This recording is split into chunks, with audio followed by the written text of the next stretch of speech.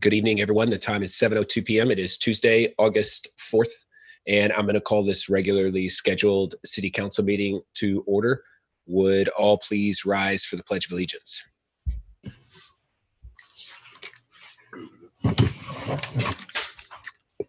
pledge allegiance to the flag of the United States of America and to the republic which it stands, one nation, under God, indivisible, with liberty and justice for all.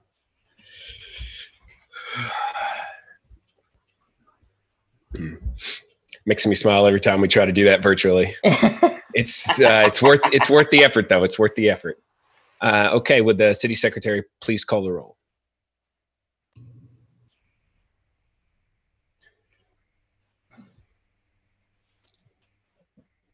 Mitchell. Here. Coach. Here. Ellison. Present. Steele. Here. Rizzo. Here. Villalobos. Tobias. Here. Okay, 7 members present. We have a quorum. Next up, citizen comments. Do we have anyone scheduled or registered to speak?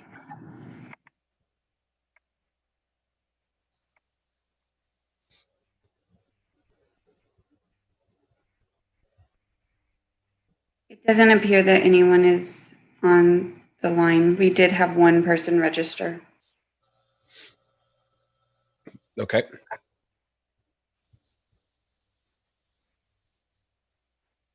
All right, well, if there are no objections, I'm going to go ahead and close citizen comments period. It's now closed. Next up, approval of the minutes. Mayor.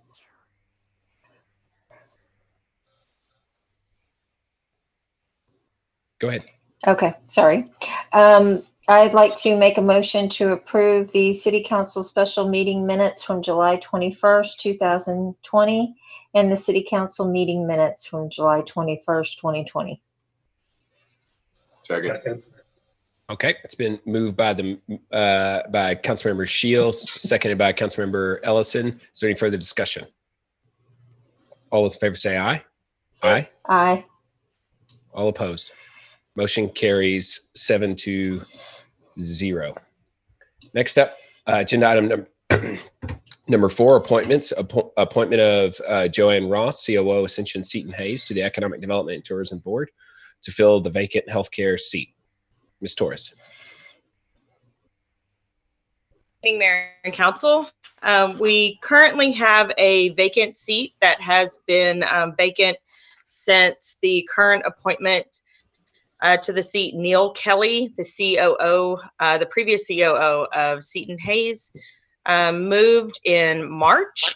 And we would like to recommend the appointment of Joan Ross, the new COO of Ascension Seton Medical Center Hays, to the Kyle Economic Development Board. Joan started with Seton Hays June 1st. Before moving to Ascension Seton Hays, Ms. Ross was the executive VP COO at St. Mary Medical Center in Pennsylvania. And she brings more than 30 years of nursing and healthcare administrative experience to her role as a COO here in Kyle at Seton Hays. And with that, I will turn it over to Ms. Ross to introduce herself and make any further comments. She's here with us tonight. Oh, thank you. Can you hear me okay? Yes, ma'am, Joan. Sorry for saying Joanne. It was I missed that one. That's okay, no problem. I just started my role June 1st. Most recently transitioned from the Philadelphia market, and I work for the Trinity Health System. That is the second largest Catholic health system in the United States behind Ascension. I am actually originally from Cleveland, Ohio, and this is my first stint in Texas, so I'm starting to acclimate to the heat. On a personal note, my daughter just completed her PhD at Penn State, and she took a role as a research professor at TCU in Fort Worth. So by serendipity, we've arrived here together in Texas. So that's been kind of fun for me. So I'm happy to be here and pleased to be appointed to the the Kyle Economic Board. So thank you very much. Thank you, Joan. Any comments or motions? We welcome you. Definitely, you came at an interesting time to come to Texas in June. So, but at least you have your daughter with you as well. So, congratulations to her and her position there. But I think you're going to be a great asset to the team.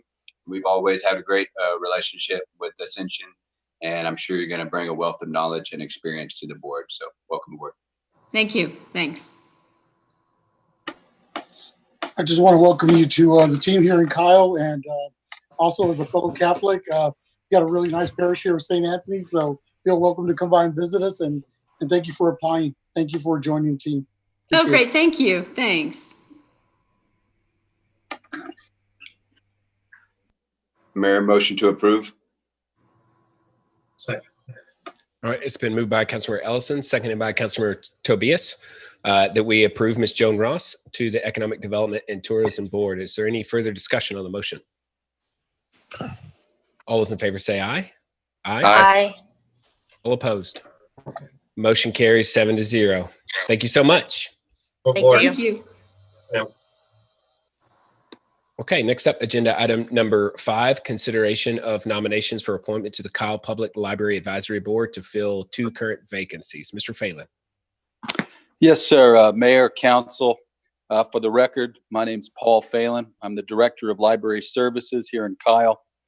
I hope my connection's okay tonight. We've been having some problems with it lately. But I come before the council tonight to highly recommend 2 candidates to be approved for the Library Advisory Board, Susan Reyna and Morgan Harrell. We've gone through a fairly extensive process, complicated, of course, by the COVID situation that we're dealing with, but we finally got a couple of great candidates that we feel very good about, that we feel are going to make a really big difference and bring some energy and innovation to the board. And with that, I'd like to turn it over to Councilman Rizzo. I know that he had been a part of the process, and to see if he would like to say anything as well. Thank you, Paul. I just want to say that we had 4 really qualified candidates that came out to apply for the library board, and it was a really tough decision to pick 2 out of the 4 because all 4 of them were very passionate, very involved in their communities, and have spent quite a few years in Texas. I can tell you that we do have a couple of openings coming up soon, so I'm glad that we had 4 applicants. Hopefully we can fill those other 2 openings down the road. But Ms. Reyna, Ms. Harrell, both were extremely great to talk to, visit, and we're both very passionate, very involved in their communities, and I have no problem endorsing them for the library board. I think we had excellent choices this time around.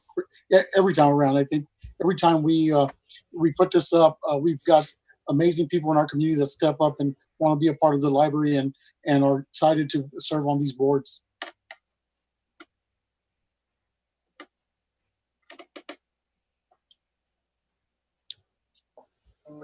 Thank you, Councilmember Rizzo. Any further comments or motions? Mayor, I'd like to make a motion to appoint Susan Reyna and Morgan Harrell to the library board to fill the Second. All right, it's been moved by Councilmember Rizzo, seconded by Councilmember Villalobos, that we appoint Susan Reyna and Morgan Harrell to the library board. Is there any further discussion? No, I think Councilmember Rizzo said it well. I'm sure they're very highly recommended, and thank you, Councilmember and Rizzo and the rest of the team for taking your time to do that. Thank you, Okay. Councilman Rizzo. Appreciate it. Thank you. Anything else? Okay, all those in favor say aye. Aye. Aye. Aye. All opposed. Motion carries 7-0. Next up, agenda item number 6, presentation by Southwest Engineers on the current status of County Line SUD's new wastewater system and anticipated expansions. Mr. Littlefield. Actually, you have Allison Nieto here. I'm with Southwest Engineers. I'm not sure if John was going to be able to make it after all. If he is, he can chime in if needed. But my name is Allison Nieto. I'm with Southwest Engineers, and we are the engineer for County Line Special Utility District. And we've been asked just to come give a quick update on the status of County Line's new wastewater system. So let me see if I can share my screen with this map that I believe you should have in your packets or have received. There we go.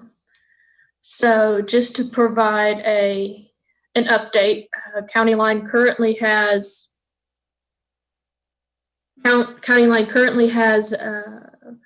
one operational wastewater treatment plant, which is the Plum Creek Wastewater Treatment Plant located here on Gristmill Road. It has a capacity of around 20,000 gallons per day.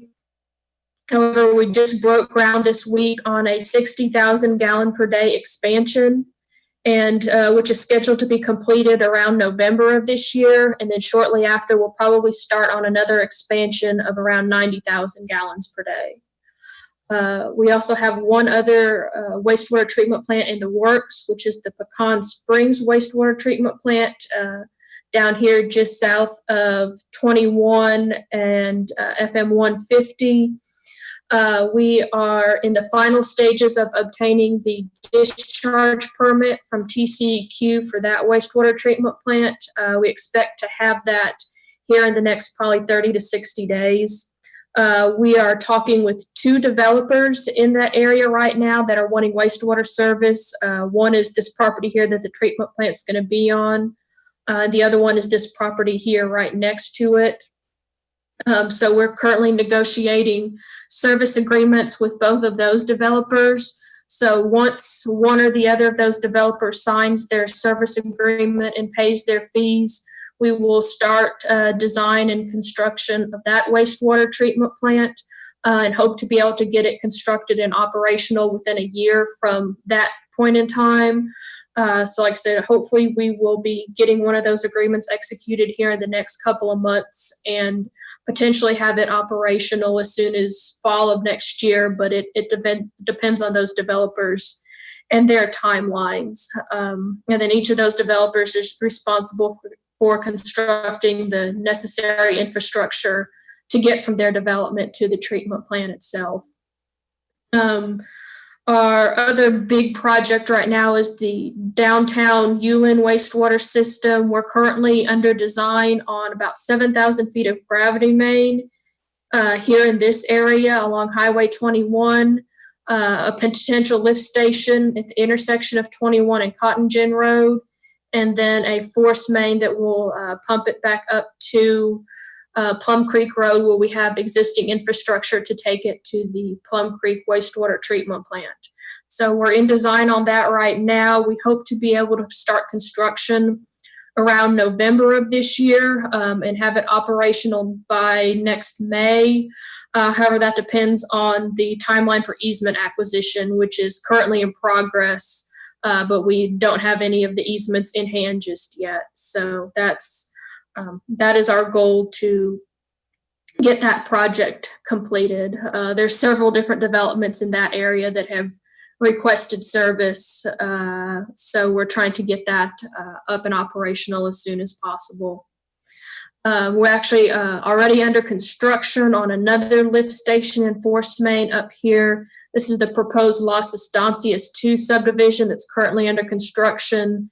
And so we're working on a lift station and then a force main along in here to connect back to, once again, County Line's existing gravity mains along Plum Creek Road. So we just broke ground for that a couple of weeks ago, and we hope to have that operational before the end of the year. So those are the primary projects, the actual wastewater infrastructure that is in the works right now. The other thing we're also working on is the wastewater CCN for County Line Stud. It was submitted to the PUC last December, I believe. We've been through the public comment process, and now we're just we're waiting for the PUC to make their final recommendation. The staff was supposed to make their recommendation on July 24th. However, we just found out that was delayed or pushed back another month. So they should be making their recommendation on August 24th now. So we're just waiting that. And as soon as that is complete, we can go before the commissioners to hopefully get that CCN approved. You can see the boundary is outlined kind of in purple on this exhibit that I have here in front of me, or at least a portion of it. So that's the latest and greatest on the county line wastewater system.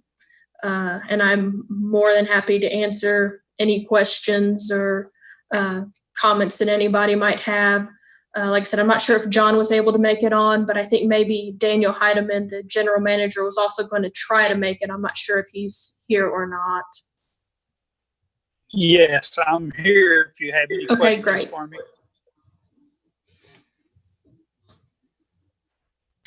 Allison, I just have one, and that is if a resident of Kyle who gets their water from the special, county line special utility district, but not wastewater, they will not see anything on their bill in regards to the wastewater treatment plants, correct?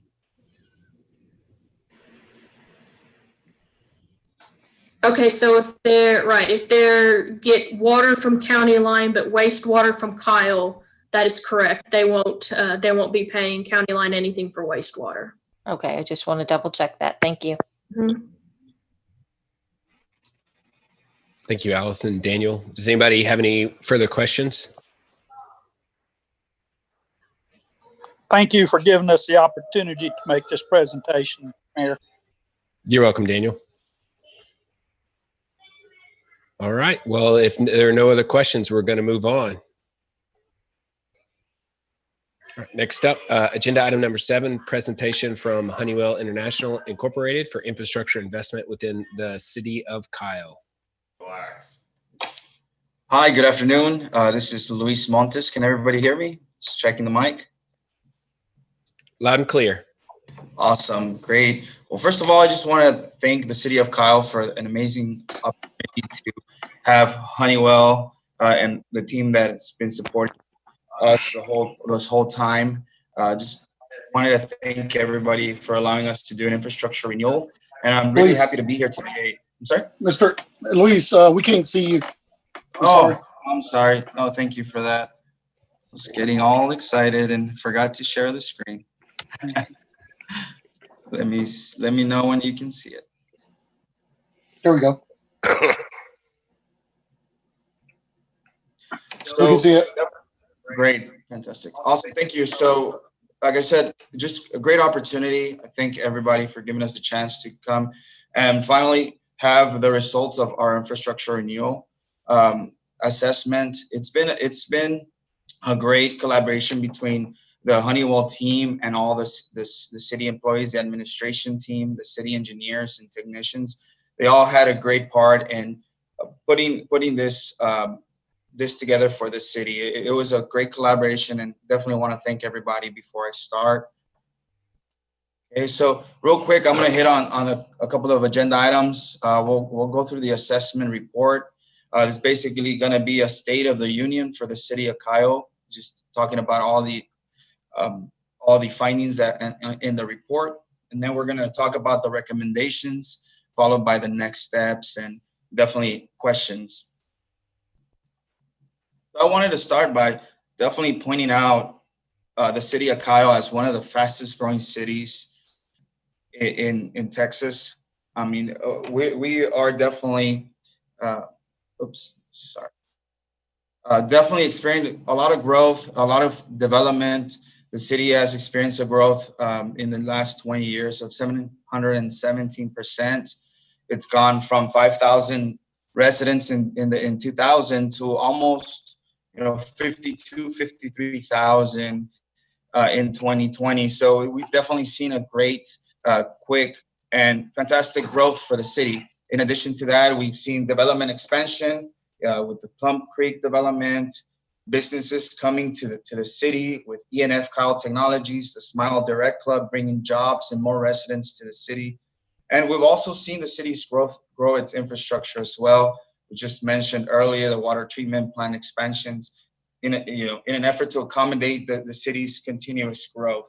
We also recently had the Veterans Memorial and Police Headquarters that's also beginning its breaking ground and also construction. So the city is definitely poised in Texas in a great area where there's amazing surrounding developments and economic growth. You have you have Austin to the north.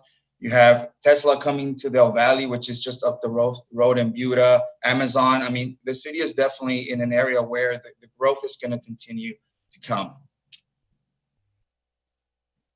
So going back to the report, what we specifically looked at in our scope of the report was in the following infrastructures. We looked at all the city's water infrastructure and SCADA infrastructure. We looked at the water metering infrastructure for both commercial, residential. And in addition to that, we looked and assessed the building infrastructure for the city's existing buildings, and that would be the lighting systems, HVAC, and controls. So beginning with the city's building infrastructure, a couple of the assessments that we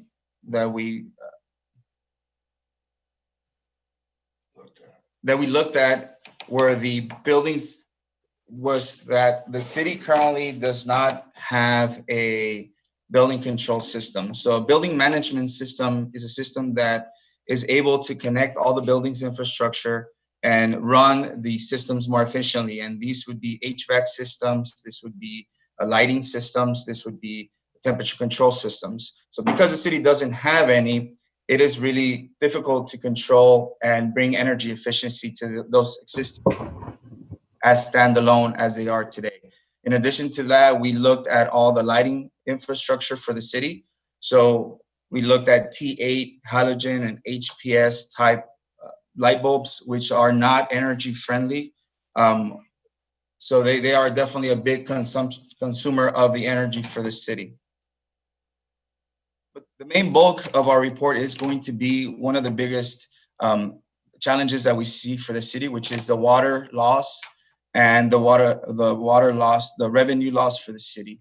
So we looked at the SCADA infrastructure and we ran numbers and we sourced data from the Public Board of Texas, the Public Water Development Board for Texas, that has the numbers of how much water the city consumes, how much water is inputted into the system, the loss, what type of loss the city experiences. So we're able to get a good gauge of where the city is with their water and their infrastructure, specifically how much water they're consuming and losing, and how much revenue they're capturing from that water system and water utility program. So I just want to quickly run through the graph. So this is a visual representation of that data we gathered. So since 2013 to 2019, the city has been averaging about 14% yearly water loss. And that roughly equates to about 136 million gallons of water loss yearly. Using a calculation provided by the team in Kyle, we were able to average that specific loss and put a value to it. So averaging the water use for a resident to about 5,500 gallons a month, we were able to deduce that the city is currently losing around $6.3 million over the next 10 years.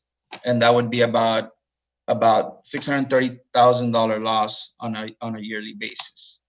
Okay, what the loss consists of is broken down on this graph. The biggest portion that I want to point out is the unreported loss.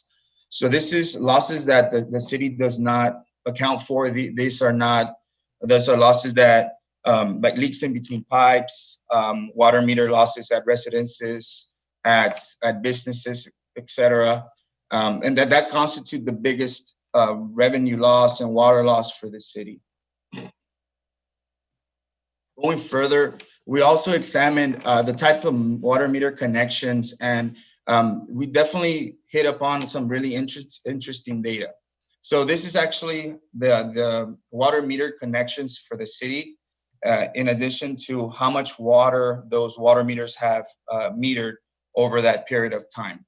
So I'll start with the commercial graph, because that's actually a good representation of what a water meter program should look like.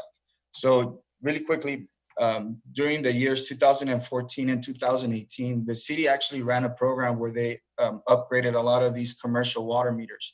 What that resulted in was a water meter increase year over year, following the trajectory of the additional water connections that occurred that year. So the more water connections there is, the more water is metered, the more revenue that the city gains. So that's a great representation of what a good program should look like.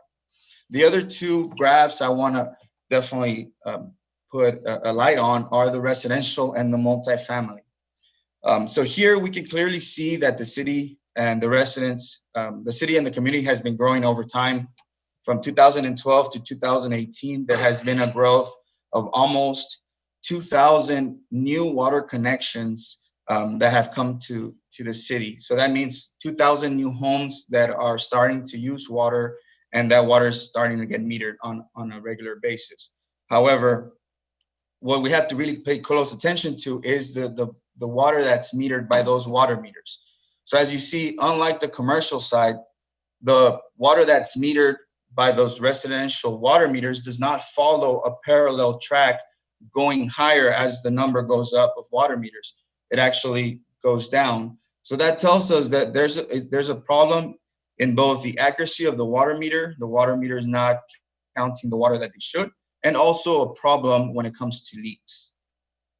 And you see this very evident on the multifamily side.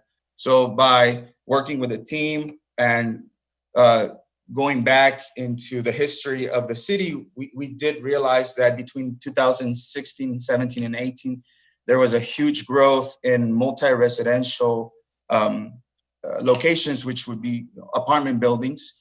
So there was a lot of apartment buildings that were under construction at that time. And we do see the additional water meter increase. However, you can clearly see that the water meter count does not follow that same path. So there's clearly a loss of water, the accuracy of the meters, water theft, that could clearly be seen in this graph. Okay, quickly, I'm going to run through the water meter infrastructure. So currently, the city stands at about 10,000 water meters, and these water meters range from brand new water meters all the way out to 20, 30-year-old water meters. So you guys have a huge mix of water meters within the infrastructure. And why is the age of the water meter important? Because of the type of water meter you guys have, the accuracy of the water meter drops over time. So the newer the water meter, the more accurate it will be, and that accuracy degrades over time. So breaking that up into your assets, we deducted that you guys have about a third split when it comes to your water meters. So you have about a third of your water meters, 37%, are within spec metering within 95 to 100%. And then after that point, between 5 and 15 years, you see definitely a degradation on that. And then up until 15 years or plus, they're specifically out of spec and they're not going to be metering as accurate as possible. Okay. This is just a quick breakdown of the matrix of where all your water meter assets lie within this scale. Okay. But the one I wanted to focus on is the residential meters. because these actually account for the biggest part of the water meter infrastructure. You guys at the city have about 9,871 residential water meters. And what we saw as a whole, when it comes to the even split at thirds, when it comes to the water meter age, about 2/3 of your assets lie on the degrading line of water meter accuracy. Okay. So after looking at the water meter infrastructure, we then took a step out and started looking at the infrastructure as a whole. So we realized that you guys currently have scheduled water meter technicians that go and read the meters. It's not an automated process. It's very scheduled, very slow. Because of this, there tends to be leaks that go undetected for a long time. There's no sensors that are real time. So the leaks can go on for a long time without the city knowing about it. So if it's not a mainline break, nobody's going to call in a leak that they can't see. So it's very important that those water leaks that go undetected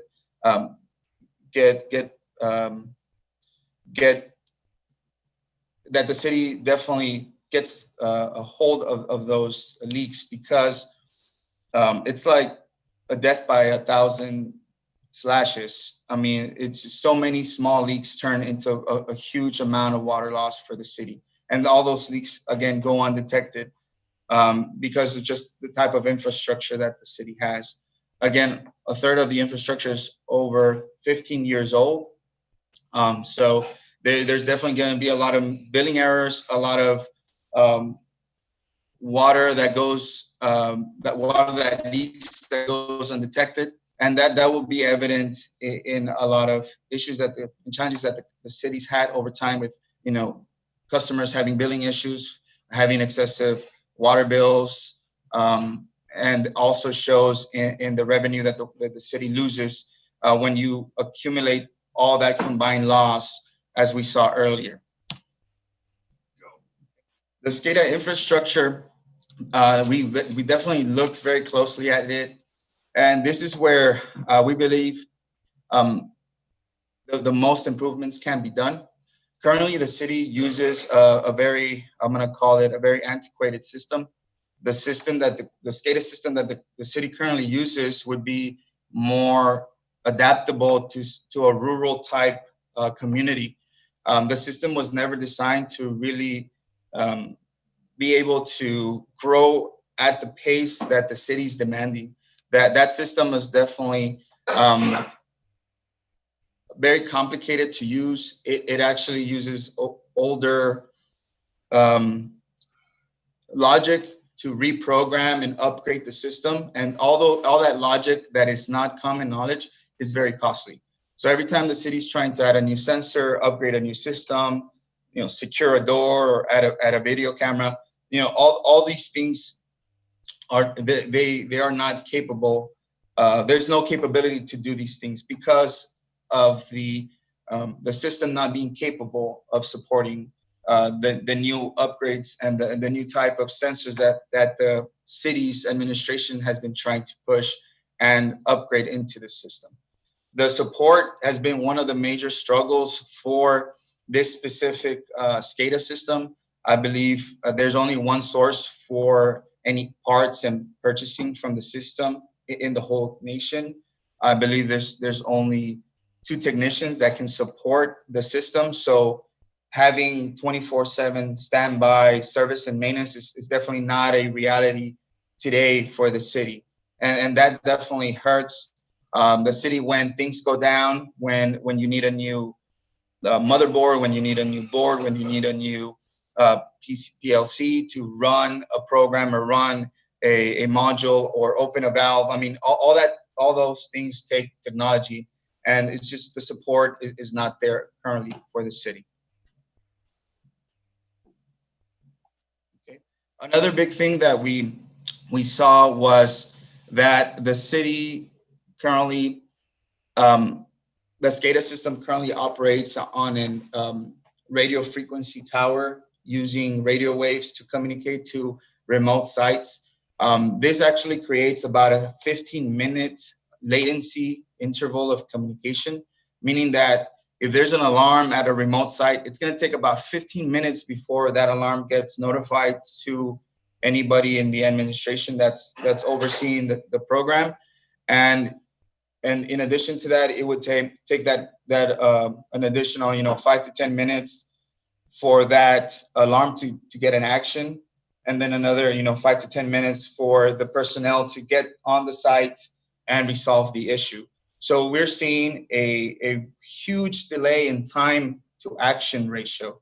So by the time we get the alarm at the city's central command station, 15 minutes have already passed. So those types of situations can lead into, water towers overflowing, for water treatment plants overflowing, definitely alarms that you would want to have, in a matter of seconds, in a matter of time that could allow you to be really, really quick in action and have an urgency in dealing with the situation that's happening at that time. So currently the city does not have that capability, and it's very challenging for a lot of the service and maintenance and operations teams to definitely fight with the program every time that there's a specific problem. Okay. So what we're planning and recommending for the city is to create for the city a platform where the city can grow effectively. They could alarm, monitor, and automate a lot of the processes that are currently in place. It would be able to geofence specific residences, homes, neighborhoods, calculate and analyze how much water is being used, how much water is being lost, what the common patterns of that water use are. It would be able to calculate any deviations or anomalies, and this would all be calculated in real time with signals being sent every 4 minutes from the water meter that's residential and commercial up to an RNI communications tower, which does not exist today.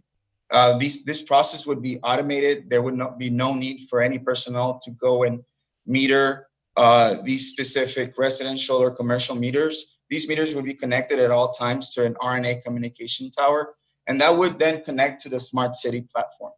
From there, the city's infrastructure, which is all the city council, the buildings, the city hall, the library, all those would also be connected to this platform. What that would enable the city to do is control the set points at every building. That means making sure that every building is at 72 degrees, comfortable for everybody. The lights would turn off when nobody's there. The compressors would be scheduled, reducing the energy load in the city. The city would be more effective in being able to calculate how much energy is being spent. In addition to that, we would, in the future, we would be able to provide the city with a directional broadband WiMAX antenna that would be able to communicate and reduce that latency to the utility stations, and they would speed up from 15 minutes to within seconds. And that would be for the change stations, the water towers, the remote utility sites. And then from here, we can even go further. And in the future, we can create a district water metering program, which would definitely elevate the city's capabilities further. This will result in definitely a financial gain for the city. With our calculations, the water revenue capture, or what we would call the leak mitigation portion, would be an additional $6 million over 10 years for the city. The lighting for the building infrastructure, going from T8s to LEDs and retrofitting those specific energy saving systems would add an additional $84,000 over 10 years to the city. By connecting all the buildings and overarching everything into a building management system, the city would add an extra $32,000 over 10 years. And because of all this integration, the analytics, the mitigation for leaks and the leak detection, the city would also be able to lower their operational costs by $2.1 million over the next 10 years.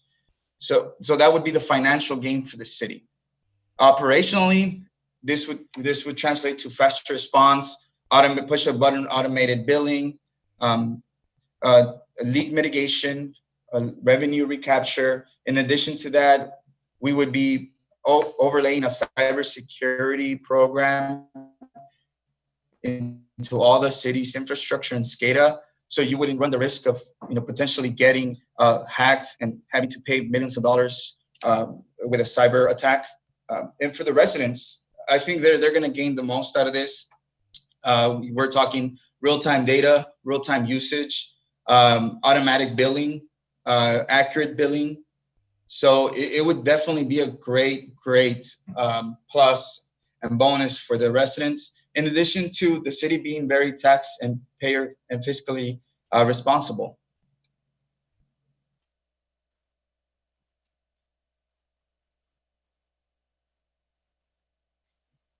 So these are just going into some of the details of the specific scope of work that we're planning. Again, retrofitting LED lights, switching out the water meter infrastructure. I think this is definitely something that I wanted to highlight. And I actually wanted to do a quick comparison with the existing infrastructure and the infrastructure that we're recommending. Currently, you guys have a SR2 water meter, which is actually a mechanical type reader. It uses an oscillating piston to actually measure the flow of the water. The recommended reader that we're recommending is the iPro. The biggest difference is the technology it uses to measure the flow.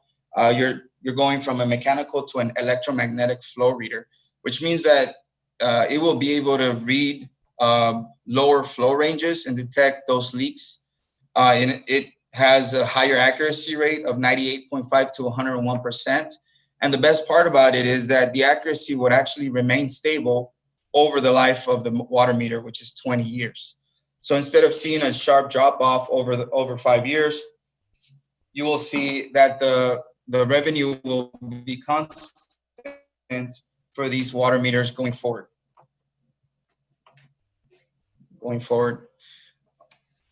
So the next phase we wanted to hit upon was the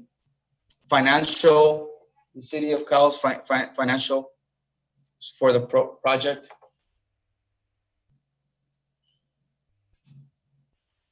So bringing it all together and talking about the financials for the city, I'm going to have my colleague, Steve Smelly, help me on this section. He's actually more of the financial expert than myself.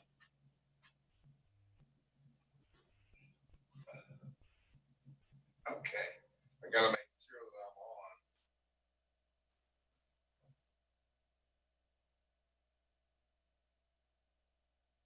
So, can everybody hear me? Am I good to go? Yes, sir. Yes, sir. Go ahead, Steve. We have dug very deep into this project from a financial standpoint, and we have recognized that the city is losing some revenue on water.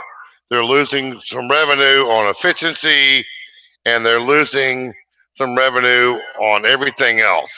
So at the end of the day, somebody that's been in this industry for a very long time, it doesn't get much better than this, in that you have some needs that we can address, and the revenue from those needs is $866,000 a year. And I want to preface that with the standpoint, with working with all of your folks, we came back to our engineers and said, look, the city's been losing 12 to 14% a year on water revenue. What can we do?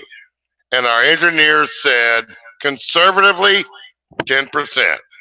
So that's what these numbers are based on. So at the end of the day, where we stand from a budgetary standpoint, going forward with this project, the city will recognize $866,000 a year.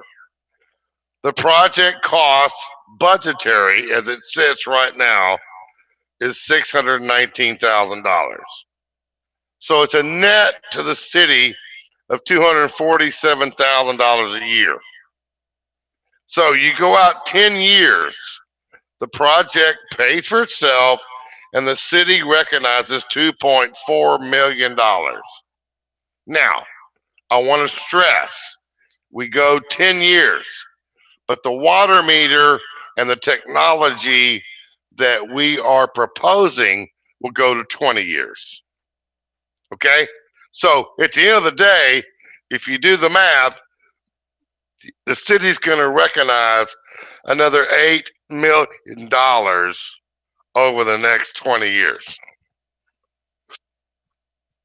So if you look at just this from a financial perspective, this city council, this mayor, this city manager, you guys have an opportunity to be a legacy in that you can set the city of Kyle up. This is not just about water meters. This is about the infrastructure and the technology that we are recommending to set the city up going in the future. And you will set this city up with the growth that's expected to be able to go into the future and set a legacy. You guys, this is an extremely incredible opportunity. I've been in this industry a long time, and I'm going to say a couple things. As an energy service company, which we happen to be one, there are other people out there that would try to grab every dollar that's there. We don't do that. I want to look at what's in the best interest of the city. We want to look at the best interest for the citizens and the best interest for all of you. And that's what we have looked at, and we have dug very deep, and that's the financial situation that we're proposing. This is just a quick actual analysis for what the savings of revenue would yield on a yearly basis after completion.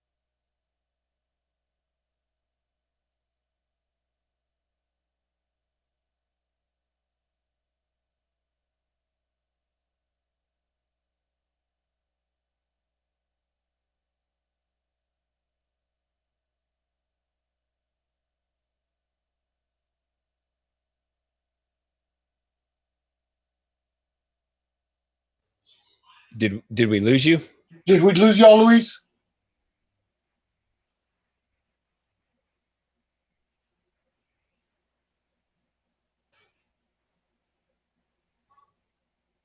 Joe, I don't know what happened to him. Luis?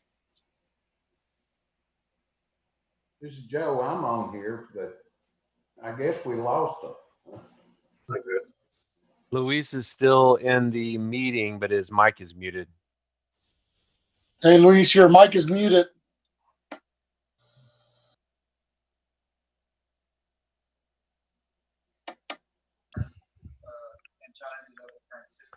So this is definitely. I can barely hear somebody. This is definitely going to be great for the city going forward. And the next steps, if the city were to approve to move forward with Honeywell, would be for an investment grade audit that would look into analyzing and making sure that all our numbers are correct, doing a quick water meter test to make sure that we are calculating all the accuracy and the loss of all the water meters in the infrastructure correctly. And that would be our next steps. And I believe the council has received the letter of intent for a revision. So I'll go ahead and open it up for questions. But before I do, I wanted to take a quick minute to thank everybody that helped us during this process. Councilman Rizzo, Councilman Villalobos, City Manager, Mr. Scott Sellers, Chief of Staff, Mr. Jerry Hendricks, Director of Finance, Mr. Torres, Director of Public Works, Mr. Harper, and Brian and Vinny and Tim were so great and awesome walking us around the city. I mean, I got to spend so much time with the city. I feel part of the family already.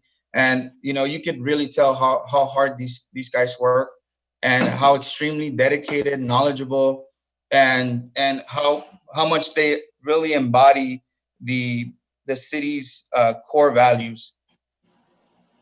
So with that, definitely would like to open it up for questions. Thank you, Luis. Anybody have any questions?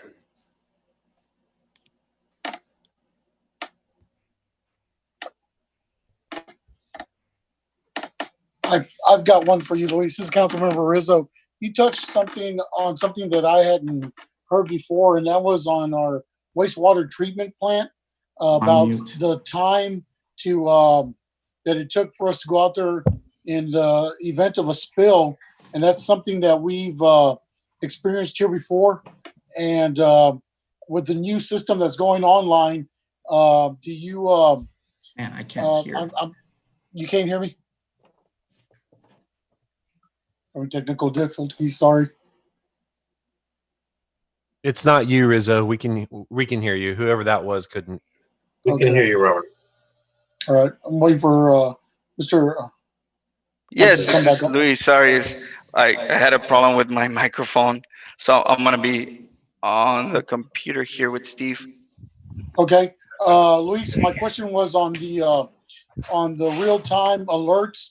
One of the things that interests me was a real-time alert on the wastewater treatment plant. And as you know, we're getting ready to expand on that. We've had a couple of spills into the Plum Creek. Would that help alleviate some of those spills? And one reason is I'm thinking about everybody downstream from that. Absolutely. I mean, the level of alerts and monitoring that the city would gain with this project and with the upgrades that we are recommending, yeah, absolutely. You would be able to know right away what's going on with every part of the water treatment plant. You would be able to add additional sensors and capabilities that have not been that the city hasn't been able to add in the future or add in the past. I'm sorry. The accuracy at which the information is going to flow is going to be a lot better. I mean, it would eliminate a lot of the current challenges that the city has. Do you think that would help deter some of the overflows? Absolutely, sir. Yes. Thank you, Luis. Appreciate it. Mayor and Council, this is Brian Liberty, Assistant Director of Public Works. I want to touch on something with the response time. 15 minutes isn't the normal necessarily. It can be up to 15 minutes. A lot of times it's going to report back in 3 to 7 minutes. So there is going to be some instances where we don't have necessarily a fast reporting time as we want to. That's not to say that 15 minutes is the average that it takes us to get an alarm from our system and respond to it. The other thing to keep in mind with the expansion of the wastewater treatment plant that we're currently undergoing, that's going to include its own SCADA system. That's already bid out. That's part of that process. So, you know, response to the stuff that Councilman Rizzo was talking about in terms of spillage out at the plant, that new plant that we get out there is going to have much more sophisticated SCADA controls than we currently have. So I just want to make you aware of that. Brian, would that include the old part of the plant? Would that integrate that as well? Yes, sir. It's going to take care of all the plants. So a lot of stuff that Luis touched on with our SCADA system, there's some definite frustrations with it. I think we're all feeling that we've outgrown that system. It is antiquated. It is hard to work with. It's hard to work on.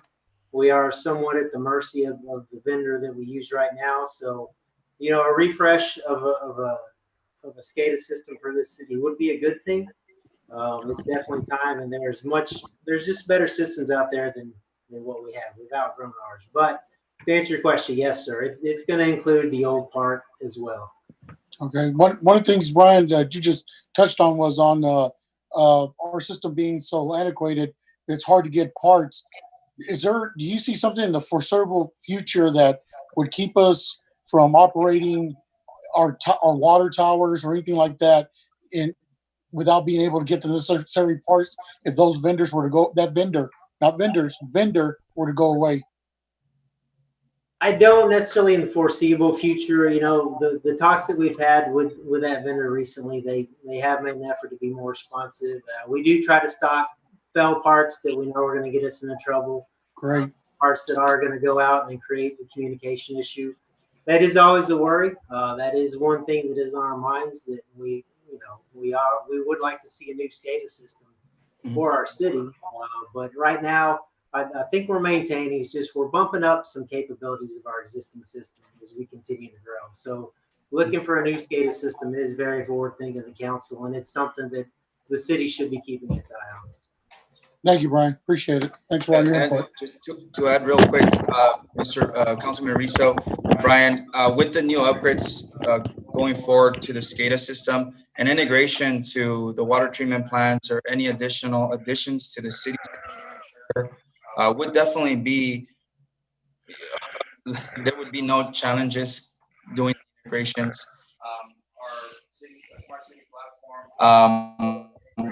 Our city, thousands of different protocols of communication, hardware, software. It has available APIs. So definitely it would have the right recipe for growth for the city, in addition to, integrating additional SCADA systems and running them efficiently.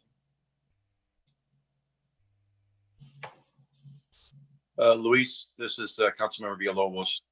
I think some of the efficiencies too is down to the consumer. And what are some of the things that the consumer would see as the end product with a system like this? What would they be able to do, and how would they be able to monitor their own usage?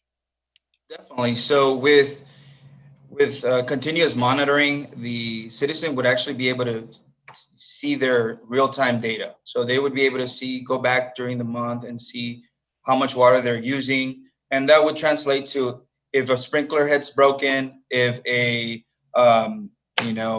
bathroom flange is missing or busted, and there's water leaking constantly, because you're able to alarm and monitor all that in real time. The citizen will be able to log into a customer portal, see their water usage, see the spikes. The water meters would automatically transfer the information to the billing system, so the water billing system would become a lot more accurate. The system can also be set up to monitor for leaks. So we could even go as far as to set a threshold. So if the specific citizen's water usage spikes, they could get sent an email or some type of alert that will notify them that there's something wrong with their specific residence. And that could be done at the local level for one specific water meter, one specific resident. And we can do it on a larger scale. So we can actually geofence a whole neighborhood and analyze how much water that neighborhood's using. And once you do that, you create basic, what could I call them? Baseline. You create a baseline, and any water usage that spikes up or water pressure that's lost would become an alarm. And then from there, because of the integration to the rest of the infrastructure, you would be able to pinpoint specifically, water main lines or small leaks within the lines or small leaks between residential connections. And you would be able to monitor that in real time instead of waiting for the meters to get scanned and the information to then get uploaded into a database and then, go down that process. I mean, this would be instantaneous, real time, every time. Thank you. And then one more question from the staffing standpoint. What type of tools would they have to their avail should something be happening in the system? Would they be able to do anything remotely with the system as you guys are suggesting? Absolutely. So the system's capable of it's cloud-based. So the water building management system for the city would be cloud-based. The SCADA system, depending on the configuration, that could either be cloud-based, but most of the time it is something that stays within the city's infrastructure when it comes to service and all that. But we definitely have the right technology to be able to have the city's employees be able to remote in securely through a secure channel that's definitely protected from cyber threats, and be able to make adjustments, make changes, get notifications for alarms. I mean, they would be able to do anything that they can do at the central command station. They would be able to do it from a work laptop or a work cell phone or any device that has an internet connection that can be used to log in to the remote managers for the system. Thank you. Mr. Montez, thank you for the presentation. Maybe I missed it. How do we know that the financials and the savings that you projected are correct? So that was done in conjunction with our engineering teams. So they've calculated the amount of water loss and the accuracy within the water meter infrastructure. And they're able to calculate how much water by connecting and running the analytics programs that we have, how much water the city can save over a specific period of time. Thank you. Is any portion of the savings at risk? Steve, is there any portion of savings at risk? I didn't hear the question. I said, is any portion of the savings going to be at risk? Are we going to share in any of that in case we don't get that savings? No.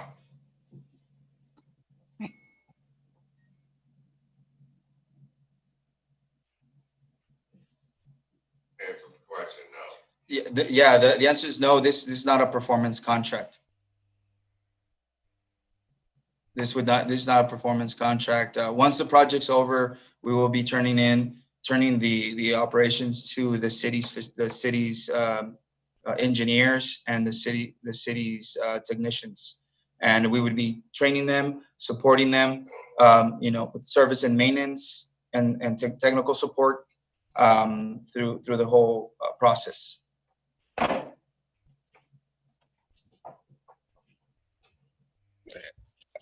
Luis, this is Mayor Mitchell. I have a couple questions about the financial modeling as well. Mm-hmm. Part of it's just sort of a philosophical question. I'm trying to understand how you derive that the city of Kyle would save $600,000 a year by preventing water loss, because water loss is a net gain to the city.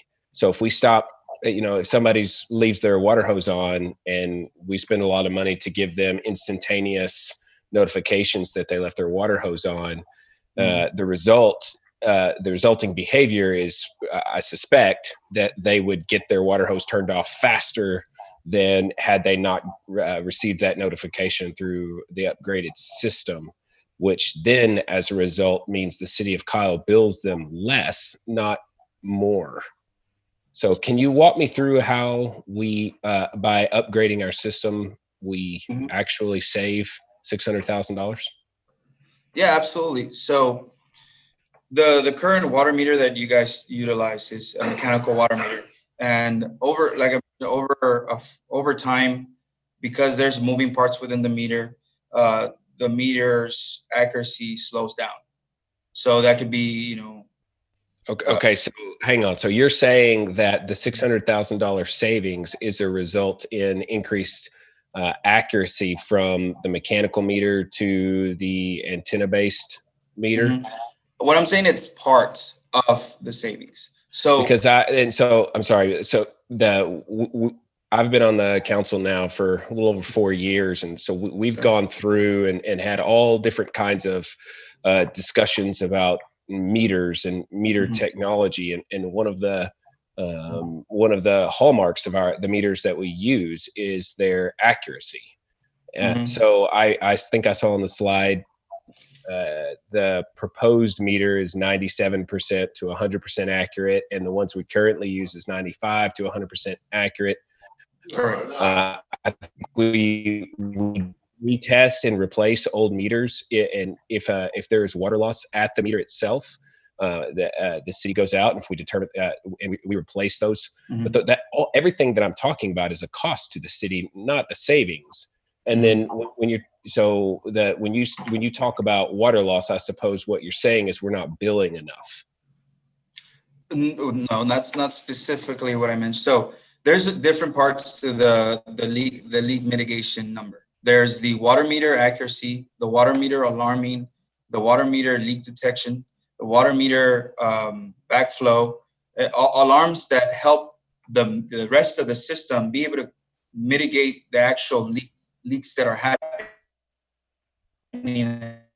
at a bigger scale, level or a commercial level, but detecting leaks within the main lines and the transfer stations and the elevation, the pumping stations, and all those other parts of the city that currently don't have any monitoring, alarming, or any type of metering system. So the reason why switching out the water meters is important is because the new water meter will be able to be connected in real time to the city's RNI system. Yeah, well, the technology is great because it gets information directly to the customer faster. It's definitely something that is interesting, but I don't understand how it saves money because the categories you just listed, I'm fairly familiar with, and as a city, we have experience with them. And I'm just trying to get you to help me connect the dots. You put the number up that makes everything work. I guess I have to talk about the water meter as a data point. Because essentially, when we're talking about the smart city platform, the water meter infrastructure will become data points. So those data points will allow us to create baselines of water use. And with that, we will be able to analyze and detect leaks in those specific areas.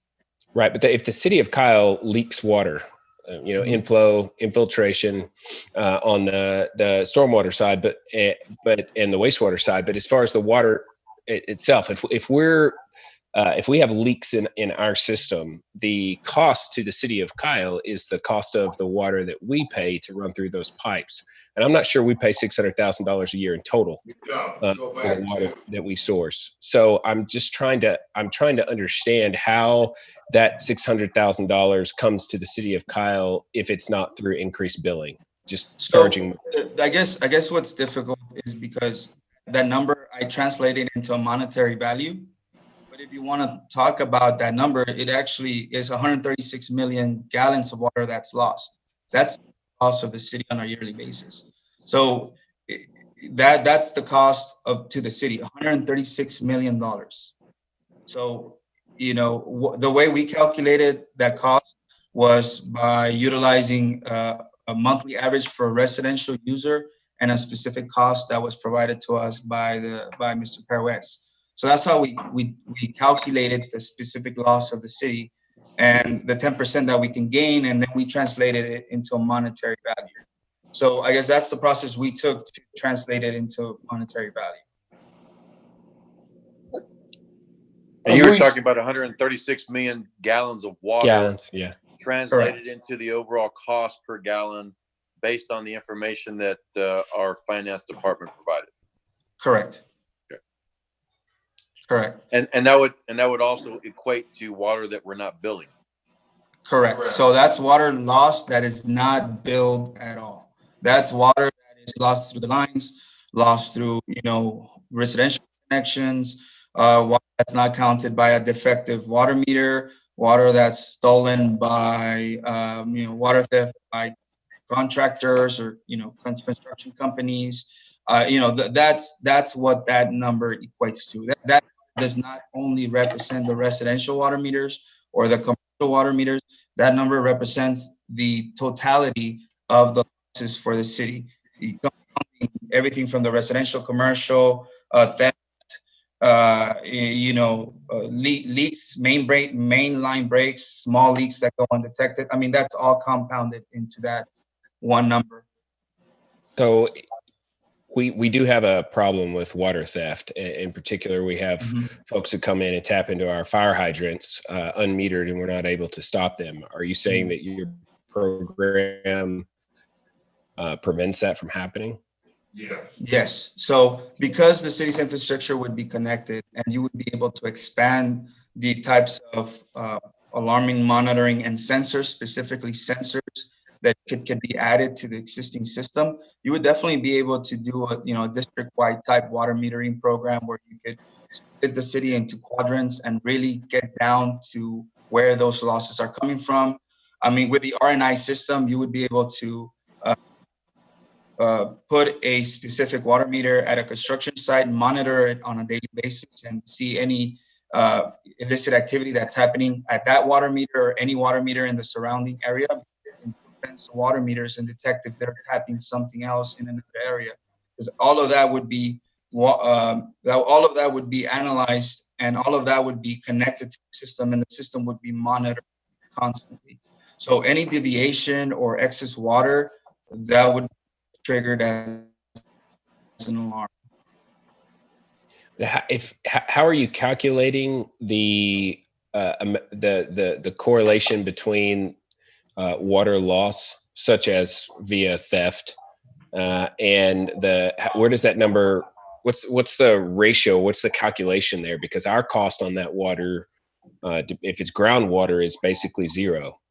So while it's a crime for them to steal it because it's our infrastructure that we're maintaining and all of the, there's value to the water, our actual financial cost for groundwater in particular is small. So we calculated using it, I guess, the sell price of the water, not the cost. So we calculated the number. That's bad math, though. I'm sorry, but that's not right to do it that way. If you calculate it at the cost of the water in the pipe that gets stolen, if we didn't get that water stolen, we are not going to sell it. We're selling to meet to demand. We're not selling in any other way, which means that's really not money that is going to flow into the city's utility fund. It's just water that's going to leave our system. There's not a dollar translation, especially not a retail dollar translation for things like that. But if we were to save that water, and that water would go into residences and go into commercial, But they're not going to use more water because we saved it in another way. They're going to use the amount that we bill them for. Correct. I want to understand your numbers, because the numbers you're showing, 600,000 in savings every year on 600,000 in costs plus the additional elements is interesting, because I need to see how that works out on a balance sheet. I'm trying to understand the balance sheet implications, because I know the 600,000 cost is an actual cash outflow. You're saying there's a $600,000 inflow to balance that out. And I haven't been able to figure out where the $600,000 in real dollars comes from. Well, the thing I believe is that, these losses are unrealized revenue to the city. I mean, because you guys lose this water, you're not able to sell it.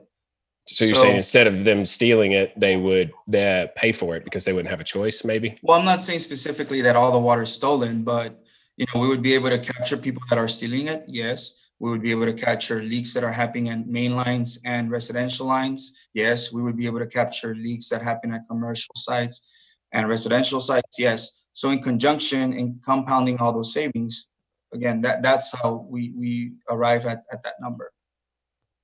So just to be clear, when you say leaks, water leaks, you're not talking about the customer has a leak in their property, because that, from a balance sheet standpoint, creates a cash inflow. So eliminating that eliminates cash that comes to the city. So when you say leaks, you're saying a leak of water going to the customer that we're not charging for. I'm talking about, leaks that, for example, would look like, my irrigation for my grass line broke, and it's not bubbling up to the surface, but it's continuously leaking. So that could translate to— That's from the cash flow standpoint to the city. That's good. But I mean, I guess, I guess it is good for the city. It's good, but for a Kyle resident, it might not be. I mean, I agree. But I'm trying to understand, your proposal is balancing an inflow and an outflow. And what you're saying is the cash in that's good for us by helping us to fix the customer sprinkler, which we should be trying to do, it doesn't translate to this the way you're explaining it on the screen. I don't understand the math. It just doesn't make sense to me. And I guess let me go back to my PowerPoint. Give me a second. Let me go ahead and share my screen real quick. I think a graphic representation would help explain some of that loss. Give me a second.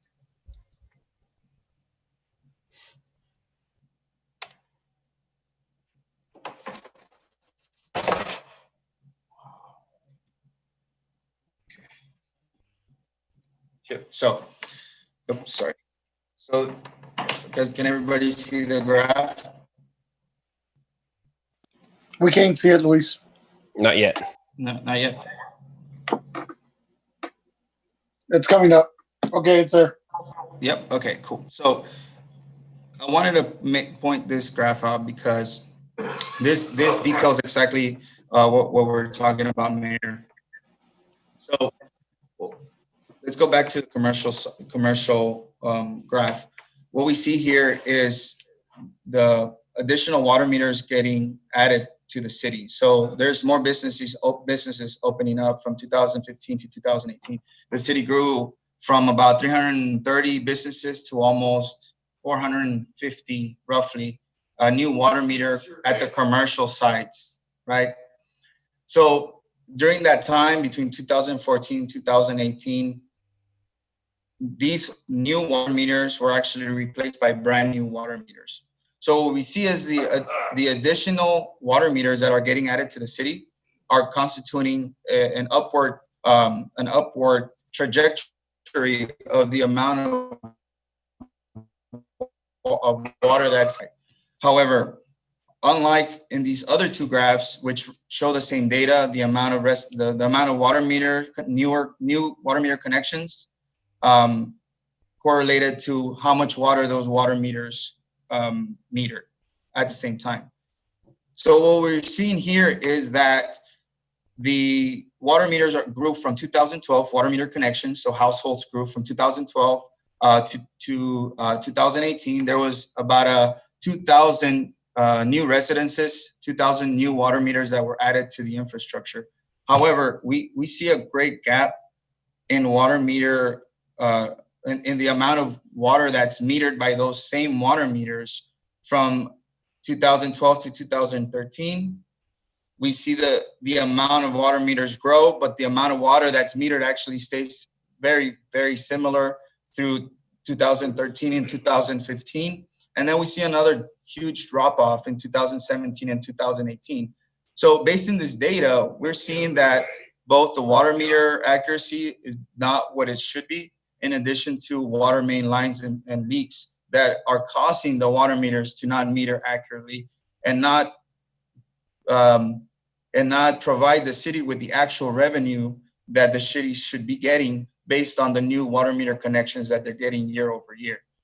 And where we see this in the most dramatic fashion is on the multifamily, and this we're talking about apartment complexes. So a lot of residences, a lot of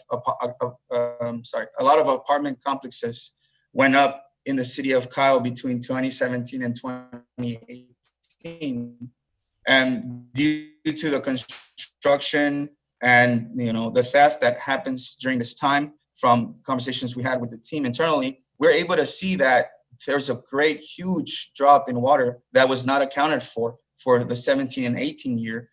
We see that the count of waters went way down, even though the city added 10 new meters that year. So, represented graphically, this is a good illustration of the challenges that the city experiences with the water theft and accuracy that the current infrastructure has.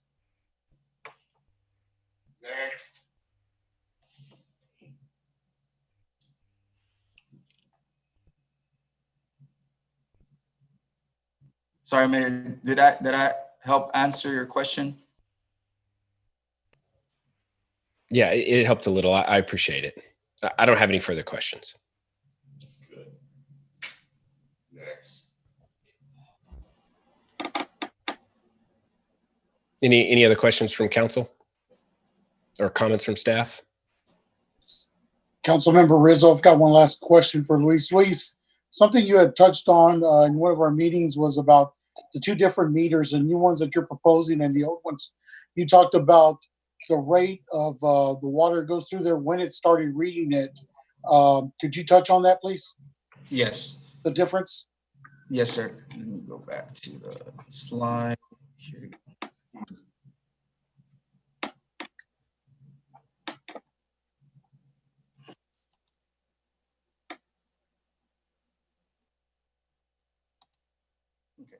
So the biggest difference is that the iPro reader, which is also a census reader, right? So they're made by the same manufacturer, is that the cross section will show that it's actually a straight through pipe going through the water meter. The water is actually calculated by two electromagnetic components that reside in the center of the meter. What that does, it actually meters the particles that are free flowing in the water. What that equates to is the meter being able to read a low flow of 3 ounces of liquid water. So that's basically you 3 ounces of water would be enough to get the meter to start metering that water and that consumption from the resident. So compared to the current water meter that's in the city's infrastructure, this water meter takes about 1/4 of a gallon of water before it starts working. So at the low flow level, you'll start seeing the revenue pick up much quicker with the newer water meters. And at the higher flow, the new water meter can actually flow up to 25 gallons per minute, where the existing water meter tops off at 20 gallons per minute when you're at the higher end of the flow. And because it has no moving parts, the iPro water meter is accurate between 98 to 100% for the full length of the life, which is 20 years. Unlike the mechanical water meters, they start losing accuracy at around 5 years. Definitely AWWA standards put the replacement of these mechanical water meters at around the 15-year mark, which if we would to look at it in perspective, the city has 1/3 of their water meter infrastructure that's beyond the AWWA 15-year specific cutoff for a lot of these water meters that are existing in the infrastructure. Based on some of the information and data that we saw from the city, some of these meters are actually, the older meters are not metering at all.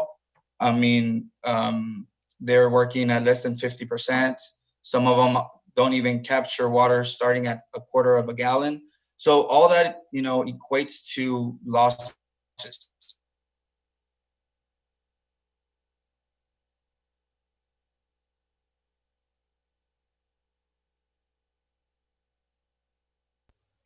I think we lost him. Upward trajectory when it comes to accuracy. But again, that's not going to be the bulk of the issue. The issue is definitely going to be a lot bigger than that. And that's what we want to tackle.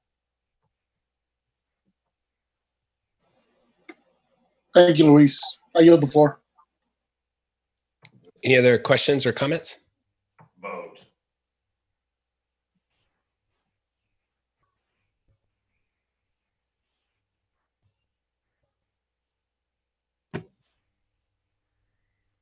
All right. Well, thank you all very much. If there are no objection, I am going to move on. Thank you, Mayor Mitchell. Thank you. Next up. Thank you. Next up, agenda item number 8, CIP road projects and consent agenda. Good evening, Mayor and Council. Leon Barba, City Engineer.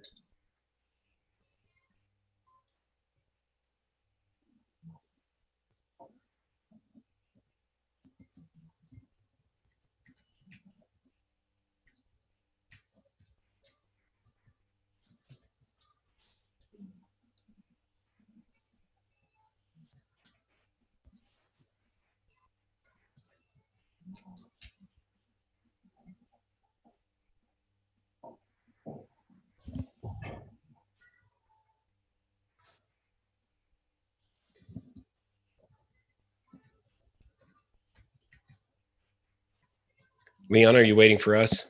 No, I'm waiting for Jeff to load me up. Okay. Good evening, Mayor, council members. Can everybody see my screen? Yes. Okay.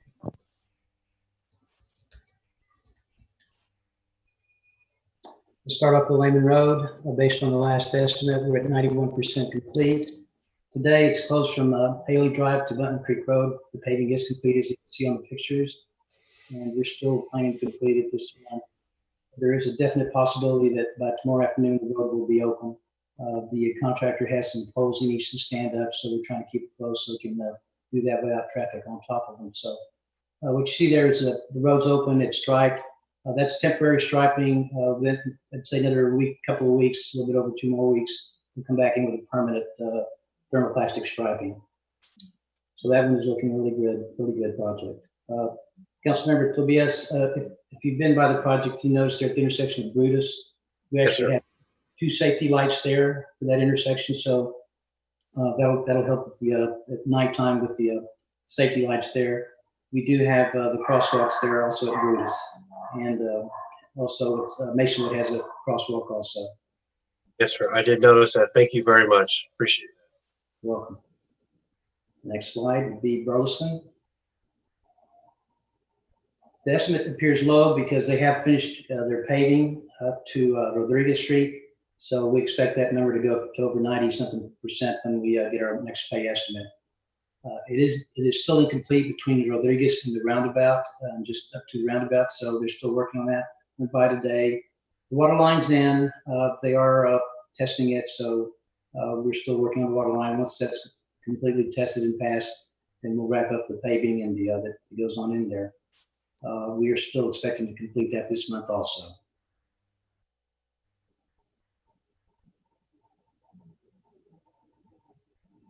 Southside wastewater improvements. Picture that's here on the left is all the electrical work that's required for the lift station. It's probably covered up by now, but as you can tell, it's pretty substantial. But the contract right now is it's 59% complete. There's still have 1 crew at Post Road work on the lift station. The second crew is about to wrap up their work in Public Works. And the third crew is working on the first of 4 log bores underneath I-35. They're about 2/3 of the way with that first board when we checked on them today.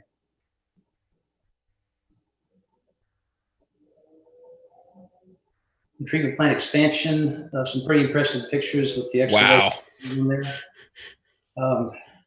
It's 5% complete. We're keeping the Waterleaf Association involved and up to date on what's going on. We're definitely having inspection on a daily basis, which is very important for this project. And we will be putting a sign out on the Parks Trail that's nearby. We have a lot of people that are wondering, by the trails wondering kind of what's going on. So we're posting a sign out there to give them some information and who to call in case they have any questions. The pit there just goes to show how massive this project really is. I saw it yesterday for the first time and it was kind of jaw dropping. It's impressive. This contractor is very competent. They have just a little that I've seen from their operation. They've done this before quite a few times, so they're very. It's like a orchestra, well-tuned orchestra. Next one would be the consent agenda items. Item number 9 is the beginning of the design for the line that would connect the Anthem elevated storage to the Plum Creek Phase 2 development. It's the preliminary report that's going to tell us the possible alignment for this project and give some cost estimates. They're also going to look at a couple of options on how we can tie in there at Kohler's or on 2770. So this is a preliminary report that we'll be getting from them. From what Public Works is planning, they will actually be doing the construction of the line from Anthem to 2770, and then we'll be putting a contract out to bore underneath the 2770 crossing there. So this will be a joint project with Public Works taking the lead on the big part of it.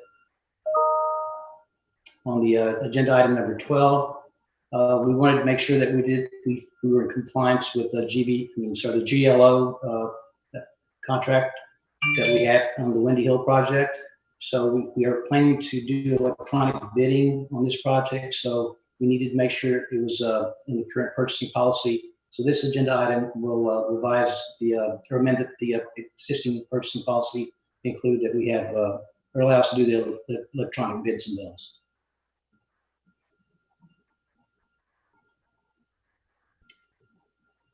Councilmember Villalobos, just want to give you a little bit of an update. The contractor did come back and remove and replace the sidewalk. And the picture on the right looks a little bit like there's grass missing, but I went by there today. That's pretty well covered up with grass, so they've pretty well taken care of the area there by the HOAs. This is where the HOA actually accesses, I guess, the facility there to do mowing. Thank you, sir. You're welcome. Oh, and they doesn't show it on the picture, but they did remove the water meter that was on the fire hydrant.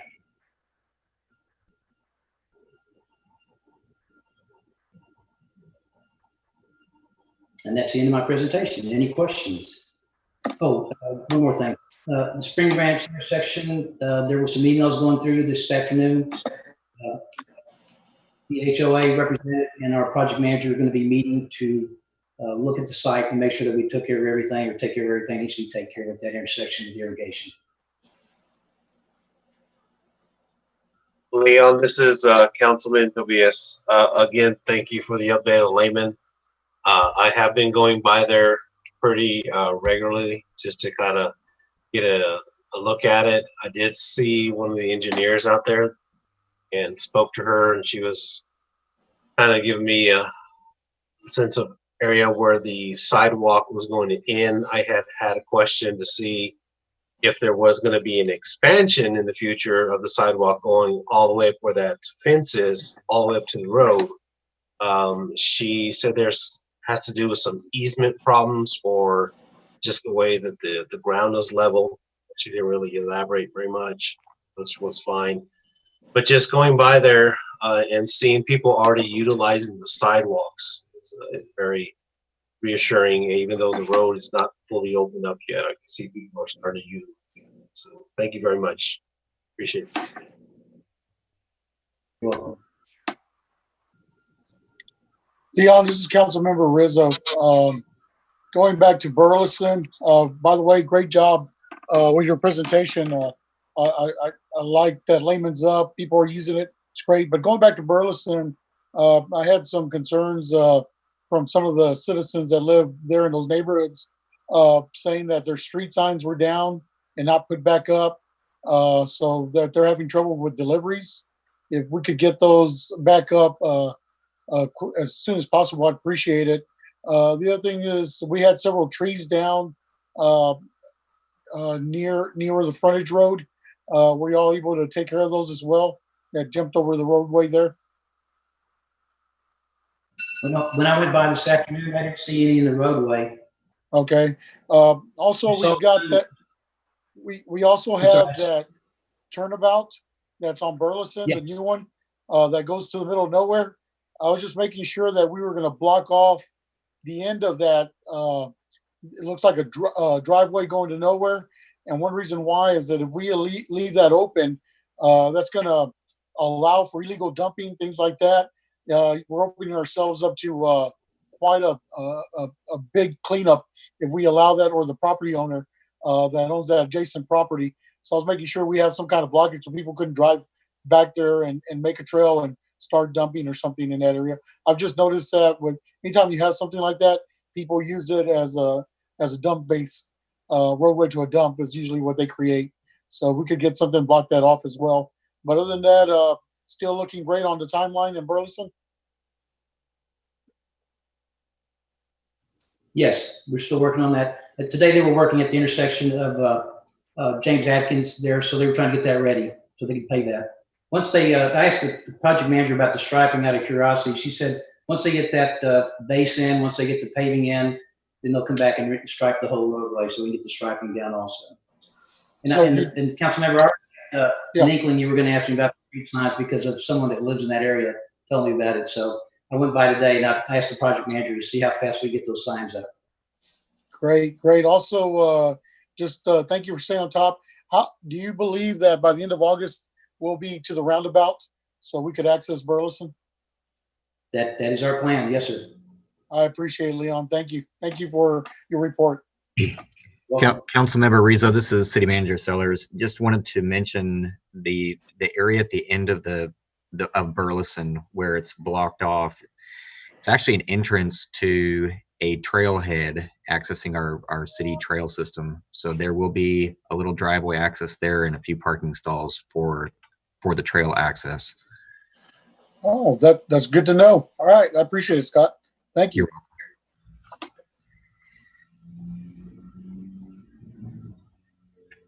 I'm gonna have to drive out there now. That's interesting, Scott. Any other questions for Leon?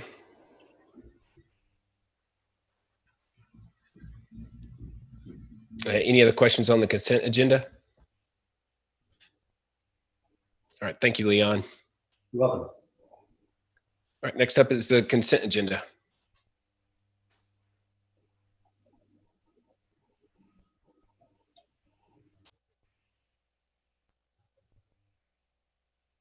Mayor, I'd like to make a motion to approve consent agenda items 9, 10, 11, and 12. Second. Been moved by the mayor, seconded by Councilmember Villalobos. Is there any further discussion? All those in favor say aye. Aye. Aye. All opposed. Motion carries 7-0. Mayor? Councilmember Villalobos. Yes, sir. No, number 13, I'm going to have to step out as you guys discussed that. Okay. So I will come back in afterwards. Okay. Okay, thank you. We'll make sure and wait until you get back in before we move to the next item.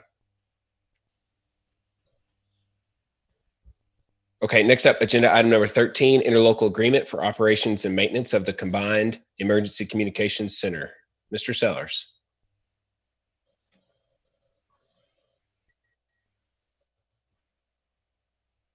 You're muted, Scott. Scott Sellers, City Manager, for the record. Thank you, Mayor. Council, I am very pleased to bring this item forward tonight. There are a lot of people who have been working on this for quite some time. If the council recalls, some of you will recall this, back in 2017, we approved the first ILA for this Combined Emergency Communications Center with Hays County and the other entities that would be part of the agreement. We have made multiple strides on the agreement, made quite a few changes, and a very heavy lift has been done by many people, but Commissioner Lon Shell and Commissioner Debbie Inglesby, who are here in this meeting tonight, and I'm about to yield the floor to them. I want to thank individually for all of the work that they have done to get the agreement this far. And we have several positions throughout several boards that are called out in this agreement. Mayor Pro Tem Coach and I sit on the executive board and have been part of several meetings to discuss this agreement. I know Chief Barnett and Chrissy have also been part of several conversations, many conversations, I should say. And Matt as well, our IT director, has been involved in this, and there are many others as well. So this has been a very big lift. We're getting close, and Commissioner Shell will be able to give a little more timing on moving into the dispatch facility. And with that, I will turn it over to Commissioner Shell for the presentation. Thank you, Scott. Hopefully y'all can hear me well. I Yes, sir, loud and clear. Mayor and council members for having me. This is Lon Shell, County Commissioner of Precinct 3 with Hays County, and also my colleague is also on this call, Commissioner Debbie Inglesby of Precinct 1 in Hays County. We both appreciate the opportunity to present this to you today. And like Mr. Sellers said, there's a lot of people involved in this for a long time, and I was going to just give a really quick background to kind of how all this came to be. I'm going to go back to about 2005 was when really some of the first groups started meeting on trying to develop a combined or co-located emergency communication center across the county. Back in 2010, there was a feasibility study that was done and several reports generated by that. There was a consultant called a Mission Critical Partners that did some work. Since then, over the years, it's been refined multiple times. In 2017, Mr. Sellers mentioned we approved our original ILA at that time that was between the city of Kyle, the city of Buda, and Hays County. And since then, as our public safety building has been constructed there behind the government center in San Marcos, we have continued to refine operations, added some oversight to the agreement, a couple different boards, a law enforcement board and some other management boards. We've also worked on the technology, the actual computer-aided dispatch system and the record management system, getting that in place. And it's finally come to the point where we have what we believe is the best agreement that we can come up with at this time. We understand as we work together in the new facility, there'll always be times for improvement and further collaboration. But at this time, I think everybody's pretty satisfied with where we are. You'll notice in the new agreement, we do have Texas State University included. Texas State came to us not long ago, probably between 6 and 9 months ago, and expressed their interest in participating. And so we have put them into the agreement. They're still going through their process of those approvals. If for some reason they're not able to participate at this time and delay, then it would be a very minor change for us to continue to plan. Currently, as Mr. Sellers mentioned, the IT department of the city of Kyle has been working very closely with Hays County IT and all of the participating entities, training on the new software and programming the new software. I do believe they're still hoping that sometime in mid-August, they will probably go live on the new software within our current operational structures, and then hope to move into the new facility there towards the end of September and actually get everybody in the same building. I'm happy to answer any questions anyone has or go into more details on the agreement. And then obviously Commissioner Inglesby, who is also on the line as well, is able to answer any questions. Thank you, Commissioner. Does anyone have any questions for Commissioner Shell or Commissioner Inglesby?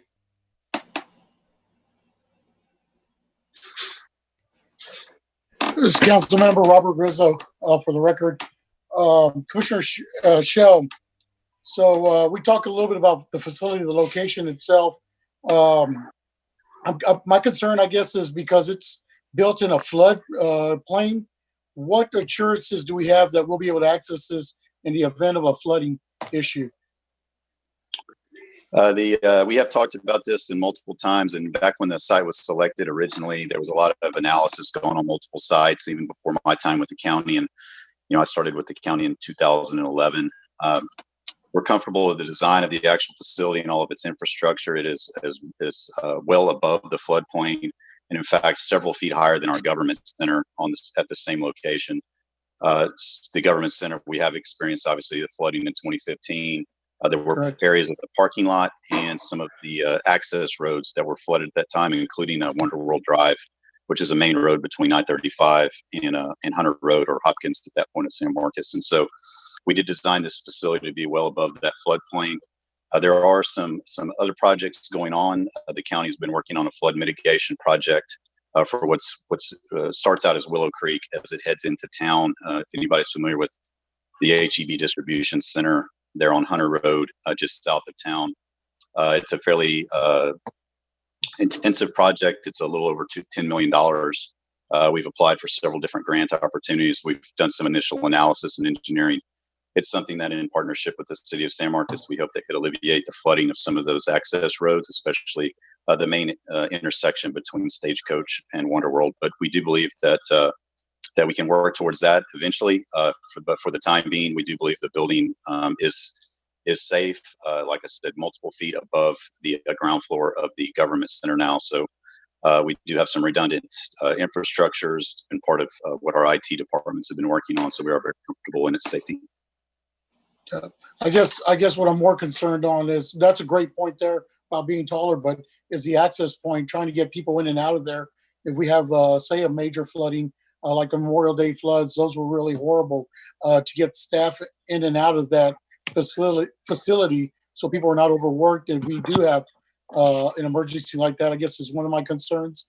Another one of my concerns is being in that area. Have we been able to determine if the water quality will be fine in that building? Because I know we've had that problem at the government center. I want to make sure it's not something that we're tapping into that will give us that same result. Yeah, so several of those fronts, and I'll let Commissioner Inglesby explain. This is actually in her precinct. I have a very good knowledge of it. As far as the infrastructure from streets and drainage goes, again, we do have a project to address that. As you all know, many parts of Hays County are very prone to flooding. In San Marcos, we have the San Marcos River and Blanco River that come together there, and we've obviously experienced significant flooding in the past. Like I said, we believe that we've designed this building. It's a 24-hour facility, so obviously staff will always be there. During 2015, that intersection was closed for a significant period of time, for several hours. Again, that's why we are planning for some of those upgrades. There was many sites that were looked at over the years. All of them had their pros and cons. At that time, all of the partners decided that this was the best site. It wasn't a decision solely by Hays County, but a decision by all the partners at that time. That's good to know. Yeah, that's good to know on that part. Yeah. Go ahead. As far as the water quality goes, there were issues with the government centers, water going back about 4 or 5 years ago, working closely with the city of San Marcos, and multiple tests have been done for the hookups for this facility, and everything has come back clean. We've got good baselines, so we're very confident that the design of the water system and everything is well within standards. Great. You touched on the location. I just thought it'd be more centralized, being Buda, Cayo, San Marcos. I was just kind of hoping on a more centralized area for it. Just seems really out of the way, being way south in with the three entities that are combined. So I'm a little disappointed in that selection. I know this happened before I was on council. I definitely would have voiced my opinion on that. I guess my last one is what guarantees do the citizens of Cayo have that will make sure that this doesn't turn into something they're constantly pumping money into? Anytime we have entities like this happen, sometimes it becomes something that's called a cash cow. We're just definitely pumping money into this system and the infrastructure, everything else that goes along it. What securities do the taxpayers here in Cayo have that won't happen here? Well, I mean, I think if you look at the agreement, you'll see that there's plenty of opportunities for Cayo to make the decisions they need to make as they plan for their future. For some reason, City of Cayo ever decided this is not in their best interest, there are ways for them to get out.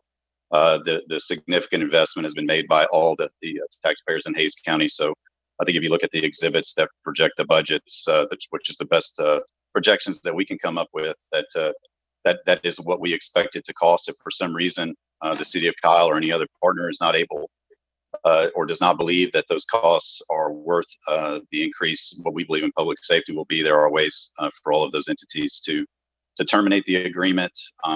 We've also offered what we call a preliminary operating phase, which is 2 years of not paying for anything except for the RMS, CAD, and some facility costs, which gives all of our partners 2 years to plan for exactly how things operate before they have to start budgeting, which are more significant costs, especially for our partner like the City of Buda.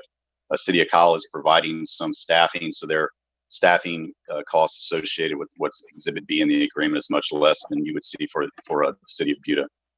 But we do believe there's. Go ahead. Go ahead. Finish. We do believe there's ample opportunities for collaboration.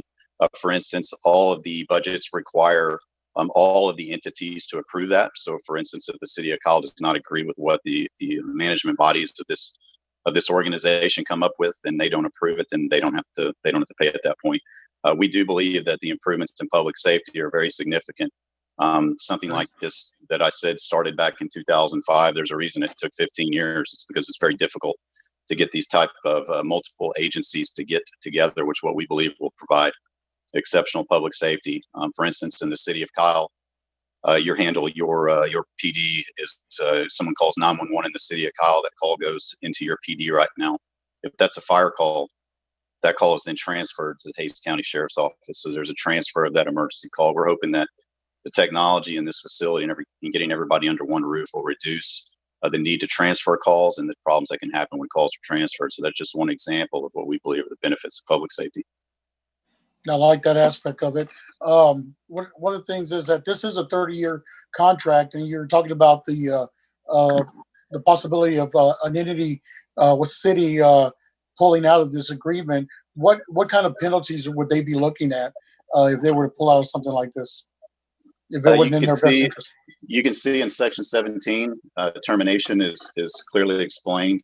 There is, depending on what phase, what I call the preliminary operating phase, or whether you're in after 2 years operation, the notice for that termination does change. It's a 2-year notice, but there are no penalties associated with it. It's a 2-year notice. Most of these operational costs are ongoing. The other entities would have to pick up any of those type of costs. Obviously, if one entity were to leave, it would probably reduce some staffing levels and some other costs associated with, so it may not be that much of a hit on any other entities, but termination and the rights of termination are detailed in section 17 of the agreement. All right, thank you, Commissioner, and that's great. I think the public wanted to hear something like that. But yeah, I just thank you for coming out during this presentation. I'll tell you right now, I was a little hesitant about this partnership. It did start way before I was on council. It has been in something I've been working on. One of the things that really I'm having a hard time struggling with is the time frame and the way it was handled with leaving, getting out of contract, trying to get back into contract. It just kind of seemed like it wasn't very organized, and that kind of worries me. That's why I'm struggling a little bit with this contract. I'll tell you right now. So I just I appreciate you coming out and explaining those questions I had, and I appreciate it. Thank you very much. Thank you, council member. Appreciate your questions. And Mayor, may I say a few words? It's Debbie Inglesby. Yes, ma'am. Go ahead. Thank you. And so, Mayor and City Council members, good evening. I just have always have an appreciation for the work that y'all do, and really all city council members, city councils. Y'all work very late hours, long hours, and I really appreciate everything that you do. But I just want to say thank you for your consideration of this interlocal agreement for the Combined Emergency Communications Center. It's been a while that Commissioner Shell and I had been before you all, but please be assured that we have continued to have lots of discussions and meetings regarding this matter, and I really believe that Hays County took the concerns and the issues that the city of Kyle had, and I'll say, y'all have a really strong negotiator on your team. Scott Sellers has done a great job for the city of Kyle, but I really believe that Hays County, especially through Commissioner Shell, and I always say that credit should be given where it's due, and Commissioner Shell really has done a lot in this area, and we've worked really hard to just address any concerns that y'all had, and I think that this interlocal agreement really does that. And we always said that for the efficiencies and the shared resources and just better response times and all those things that we talked about before, we just really believe that this Combined Emergency Communications Center is going to provide that for the citizens of Kyle and Hays County. And so we just really appreciate your consideration. I know that there are, Councilmember Rizzo brought up some very good points and issues, and be assured that, we've talked through all of those and made the best decisions that we can, and we are continuing to work on, some of those issues. And so they are really important to us. We want to ensure that the location where we are building is going to be accessible, and we're working on long-term solutions in that area. And so we feel really good about that. And I know that we've applied for grants, and I believe that whether or not we receive those grants, that Hays County will move forward with working with the city of San Marcos and to address those drainage issues and flooding issues. So thank you all again. I really appreciate your consideration. Thank you, Commissioner Inglesby. Appreciate it. Thank you, Commissioner. I have a couple questions for Commissioner Shell. So when we first started talking about co-location, I'm trying to remember how long ago that was, 2016. as far as my entrance into the conversation. I found that Commissioner Shell was probably the person that gave me the most calm because of how much intense focus and work I could tell that you were putting into this project. So I don't even believe you weren't even the commissioner at that time, just the chief of staff, but you were. It was clear that you weren't going to let anything slip through the cracks. So I appreciate your contribution to this agreement, but for your role in this, I probably wouldn't be nearly as comfortable as I am. One of the questions I have is as it relates to our software. So we have back when we were first discussing this, there was a conflict between the co-location's preferred software and KPD's preferred software. And can you speak to, and this maybe Scott can speak as well to this, but are we starting to get more synced up in terms of the software, so we're all going to be on the same system? Yes, sir. Yes, sir. That is a very good point to bring up. When in the initial negotiations of this arrangement, which go back even before my time, which is January 2011 at the county, all of the partners did eventually agree to choose a software system which was called CIS, CAD, Computer Aided Dispatch. In fact, it was being implemented in various parts of the county for a time. Kyle is a customer of a New World product, which they were very satisfied with. New World, which is bought several other companies, one of them being Tyler, who for the most part runs every other software system that the county has, including our judicial systems and accounting systems. They came up with a new product, which I've been calling the New World, which is really leading in all of CAD software, probably across the world. And we were one of their first customers with the county systems, and they have been a great partner for us. And so what we ended up doing was transitioning from that CIS product, which initially all partners had agreed to the New World product, which was the product that Kyle did prefer. And after all of our first responding agencies had a chance to get familiar with that system, they wholeheartedly agreed that that was the only way that we should move forward. And they agreed that we should do it all together, that the benefits of having the same system far outweighed any of the costs associated with that and those initial costs. And I agree with them on that. I think we're going to see this truly improve public safety. It's truly going to provide better safety for not just the public, but also our officers and our first responders. And it's going to allow our dispatchers to have tools that they've never dreamed of. And they've been practicing with the system and training on this system. We have a mock-up set up right now in the government centers and conference rooms, and it's really amazing stuff. And they've been putting in some long hours, all of our staff have, and I really want us all to commend them, regardless, of how we all move forward, the effort and time that they've put in, which it shows their dedication to those that they serve. I think they understand who their bosses are, and it's not us, it's the people that they work for and the ones that they protect. So that system is very important, Mayor. I think that's a great point to bring up, is that that is something that I believe every single agency that's a partner of this wholeheartedly believes was the right way to go. And that was a tough decision because an investment had been made in that prior system. And sometimes that's hard to do, as you all know, when you're in government and you make a decision and you have to turn around and say, maybe that wasn't the best way to do things. Maybe we should have done it a different way. And I'm very proud of everybody being able to stand up and say, hey, let's whatever it takes, let's do this the right way. And I think that that's the right path that we're on right now. It doesn't mean there's not going to be things we find out as we get together and we get to working that we're not going to need to improve on. But I truly believe getting everybody in the same room and collaborating together can only benefit all of us together. Thank you for that, Commissioner. Can you all talk about the integration of our staffs from just a timeline standpoint and how that is going to work out? Because I've been told that initially we're going to set up maybe on separate systems, but in one location, or maybe it's the opposite. Maybe we're going to stay in our dispatch center, but we're going to start integrating systems up front. And maybe Chief, maybe Chief can speak on some of this as well. Sure, Mayor, I'll chime in, and then if the chief wants to elaborate, give him a chance to. I think the idea now is to maintain the PSAPs that we have and not do anything with them except first is to go live with our new software.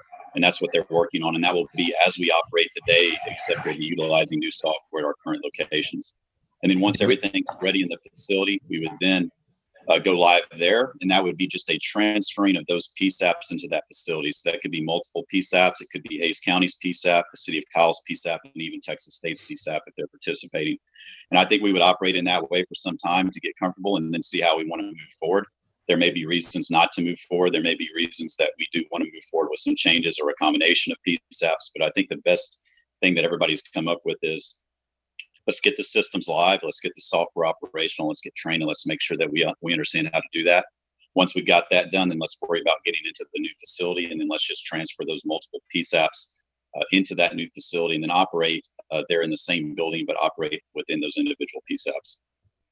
Did we ever get confirmation from the COG that we would not lose our PSAP even if we were operating under the county?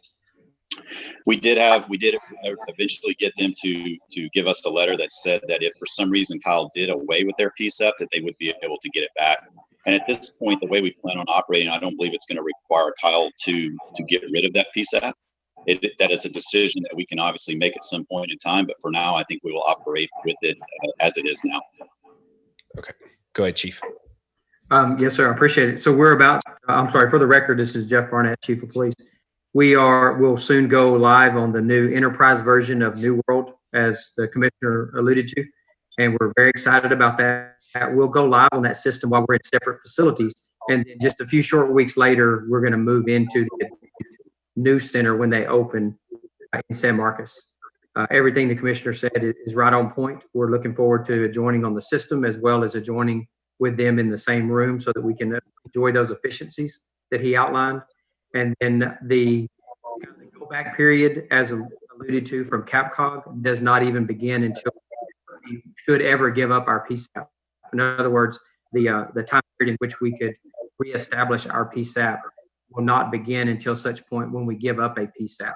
Since we're going to go into this joint facility continuing with our own Kyle PD PSAP, we've got many years down the road to explore that. But we're excited and we're ready to go.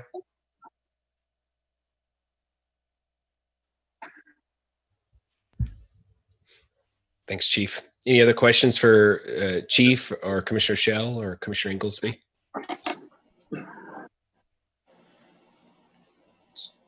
If everybody's done, I've got one last question. What's our move-in date? Projected move-in date? I think our goal is to get in there by the end of September. Right now, we're focused on that kind of go live date with software, and I know that's mid to late August is still the plan, and we have trainings going on daily right now on that. That will kind of dictate how that goes. We don't want to push those too close together. We don't want to take on more than we can handle. But I believe if everything goes smoothly with the go live date on the software, that'll fold us right into the move in. The building is. For as far as the emergency communications center side of it, the furniture is installed, so it's all finished out. We're doing technology installation, CapCog's running their lines and some things like that. So there's still some infrastructure going on into the building, but as of right now, we're hoping to get in there by the end of September. Thank you for the information, Commissioner Schell. Thank you.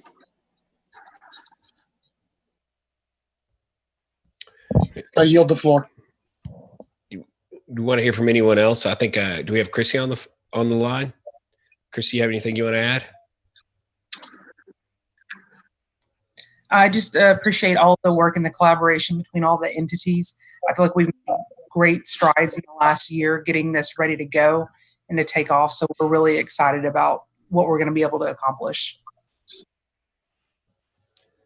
Okay, well, I'm excited too. So with that, I'd like to make a motion to approve the interlocal agreement for operations and maintenance of the Combined Emergency Communications Center. Okay.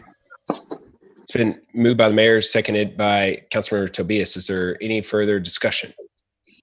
I'd just like to just make one last comment. I'm new in the game on this, but looking at this from a real perspective, if there was ever, heaven forbid, a critical incident that we have in Kyle, Mr. Schell, you were saying about the new database, it would really help link all the emergency facilitators in one, be able to communicate with one another on a real-time basis. And I think that would really benefit if we ever have to be in that situation. We can all be on the same database, the same platform, where if we have to even get higher authorities involved, such as the FBI or federal agents, hopefully we can all be on the same page to give the exact same briefings, the same type of accurate information, and we don't have different databases intermingling. We can have one full database we can work off of and get that information out to the public and to everybody else in a timely manner. That's how I look at it. Yes, sir, council member. That's a great point. And I think that's something we all know in the times of emergency, how communication, how critical it is, and how information is critical. And I believe these systems and us being together will definitely help that. And I did want to also thank council member Coach as well. He's been on our executive board, as well as Mr. Sellers. And I did want to thank him for all his work he's done too. Very much. Thank you. Anything you want to add, Mayor Pro Tem? No, they've done a lot of work on this. Commissioner Shell, Commissioner Inglesby. I've learned a lot while doing it. It's heavy, but it's a good thing. Thank you for all your work, Commissioner Shell. Thank you, Mayor Pro Tem. I appreciate it. Councilmember Rizzo, one last comment. I just wanted to say that I love the co-location. I think the partners that are going to be involved, it's going to be great, build a great relationship, working together. We'll probably unite the cities a lot more when it comes to an emergency. Being able to work together is going to be amazing. The only concern I have is where we place the building, the flooding concern, without having the infrastructure in place yet. Just to me, it feels like it was kind of some bad planning there, but it's already built, so I'm going to have to live with it. But I can tell you that that's going to be a major concern, and I hope one day we don't have to have an event that'll slow down our response or affect us in any way. Thank you.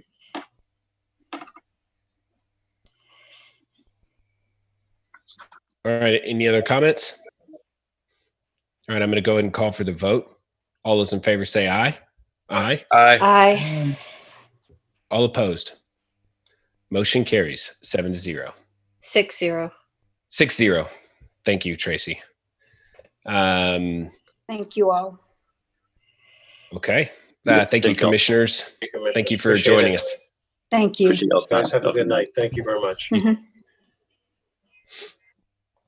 All right. Councilmember Villalobos is going to stay out on this next one as well. Agenda item number 14, presentation on and approval of coronavirus relief funds in the amount of $100,000 for the Hays County Emergency Cash Assistance Program. Councilmember Shield. All right. So we had discussed this in executive session a couple of meetings ago in regards to helping with the Hays County Emergency Cash Assistance Program. And this is set up to help out our small businesses within the Hays County. And so at that time we had, not really decided isn't the right word, but we had proposed to contribute $100,000 to this program. So the first thing we need to do is to, first of all, is to, approve that $100,000 grant, allocated by the city to the Hays County Emergency Cash Assistance Program. So I would like to make a motion to approve $100,000 be allocated to the Hays County Emergency Cash Assistance Program. From the coronavirus relief funds. Okay, yes. And Mayor and Council. Did we make sure that? Hang on, we have is back in here. He can't be on this, but we have a motion on the table. Oh, okay. We need to get a second for that. Second. All right. It's been moved by Councilmember Shield, seconded by Councilmember Coach, that we approve the agenda item. Is there any further discussion? Go ahead, Paige. Well, Paige, yeah.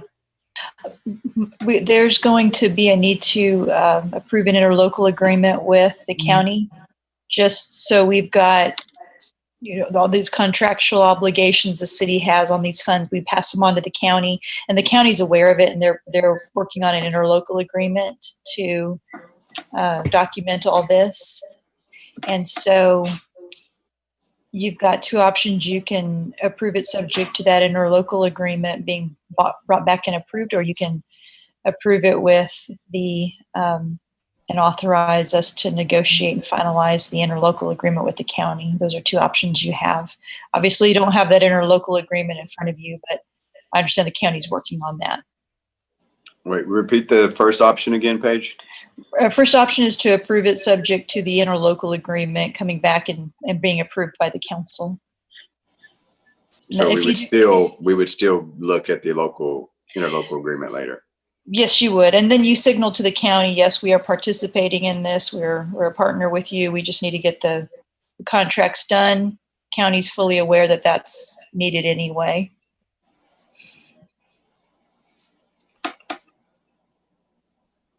My question is, are you done, Dex? I was going to say I proposed the first option. I'll second that, but I've got a comment real quick. This is to Paige. Paige, do we have any? We're gonna have to wait on that agreement before we see where these monies are allocated, correct? And the reason I'm asking is my concern is that we're helping the small businesses, and I would like to see what the criteria for a small business is. I hate to see this money go to someone, how would I say it, in a large business that doesn't really need these funds. I know all businesses need it, but there's those small businesses that'll probably close their doors if they don't get some kind of relief. I'm just making sure we're looking out for those businesses. And Councilmember Rizzo, if you'd like, I was going to wait to give the actual kind of slide presentation till we approve that. But if you'd like, I can go ahead and give it now. I'd like to see it. Thank you. And is that okay, Paige, if I go ahead and do that now? Yes, it is. All right. So the way it is structured right now, and it is going to be $500,000 by Hays County, and then hopefully an extra $100,000 by the city of Kyle. The fund is being administered by People Fund, and coordination and marketing by the Greater San Marcos Partnership. But it's going to be for small businesses or nonprofits of 10 or less employees that have not benefited from federal or state funds like the EIDL or the PPP. Grants of up to $10,000 or $1,000 per qualifying employee. So if the company has 8 qualifying employees, they get a grant of $8,000. They must have been in operation at least since January 1st, 2019, and in good standing with all taxes, permits, and licenses. The funding will be determined by a 9-member committee bi-monthly, and funds will be available on a first-come, first basis until money is dispersed or until December 31st, 2020, whichever comes first. Let's see.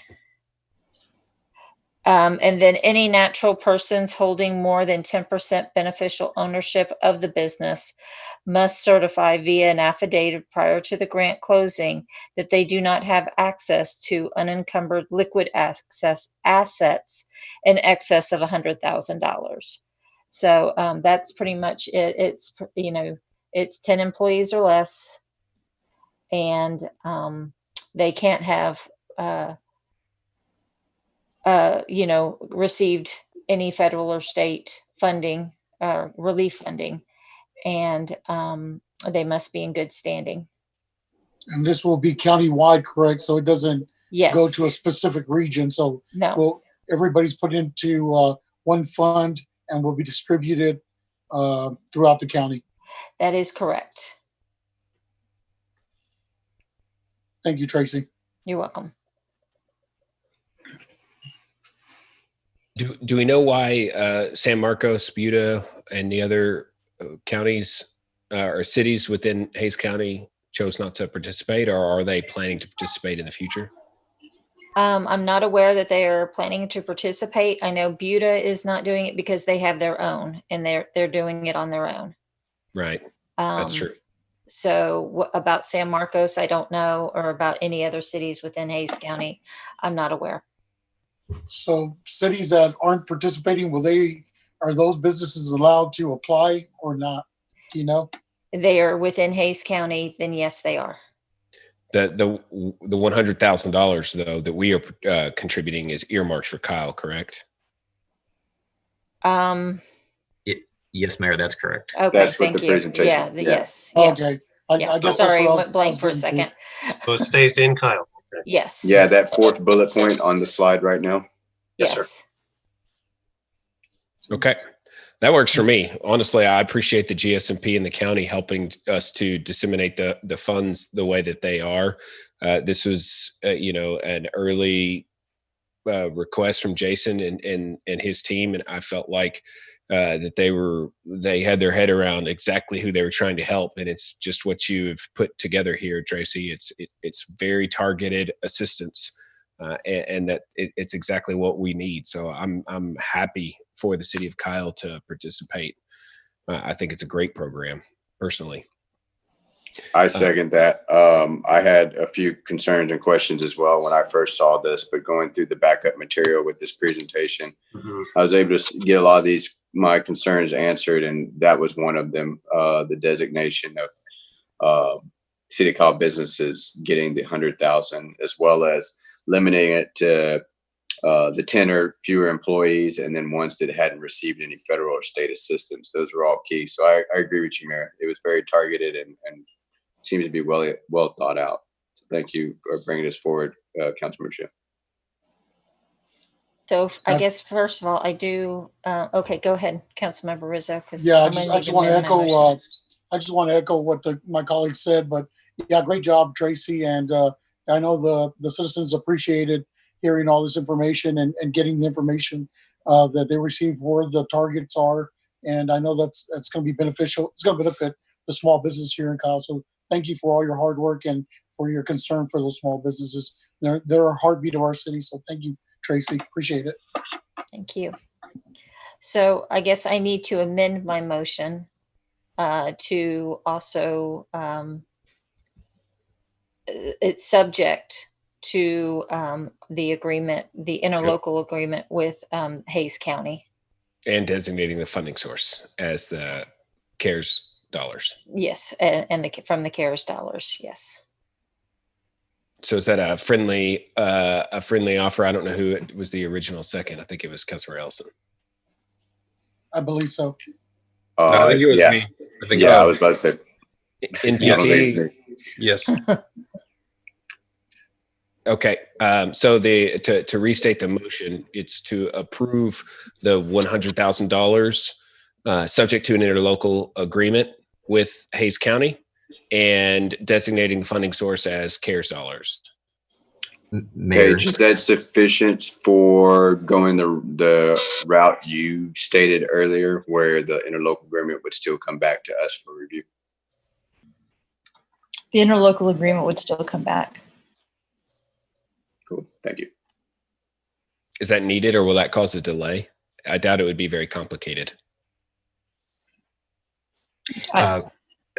I can jump in this. Yeah, my point is that I don't know that the council needs to review that kind of an agreement because it's going to be boilerplate. So if we can give Paige authorization to complete the interlocal, it might help speed things up. I don't want these businesses to be waiting on a council meeting when there's not much reason for it. My expectation is, I'll let Scott jump in, but I think the timing of the contract would dovetail with a meeting anyway. You know, I don't know that would slow it down. I really don't. I think, and I'm hearing that there may be some comfort with wanting to see the contract. Yeah, I can jump in. Scott Sellers for the record.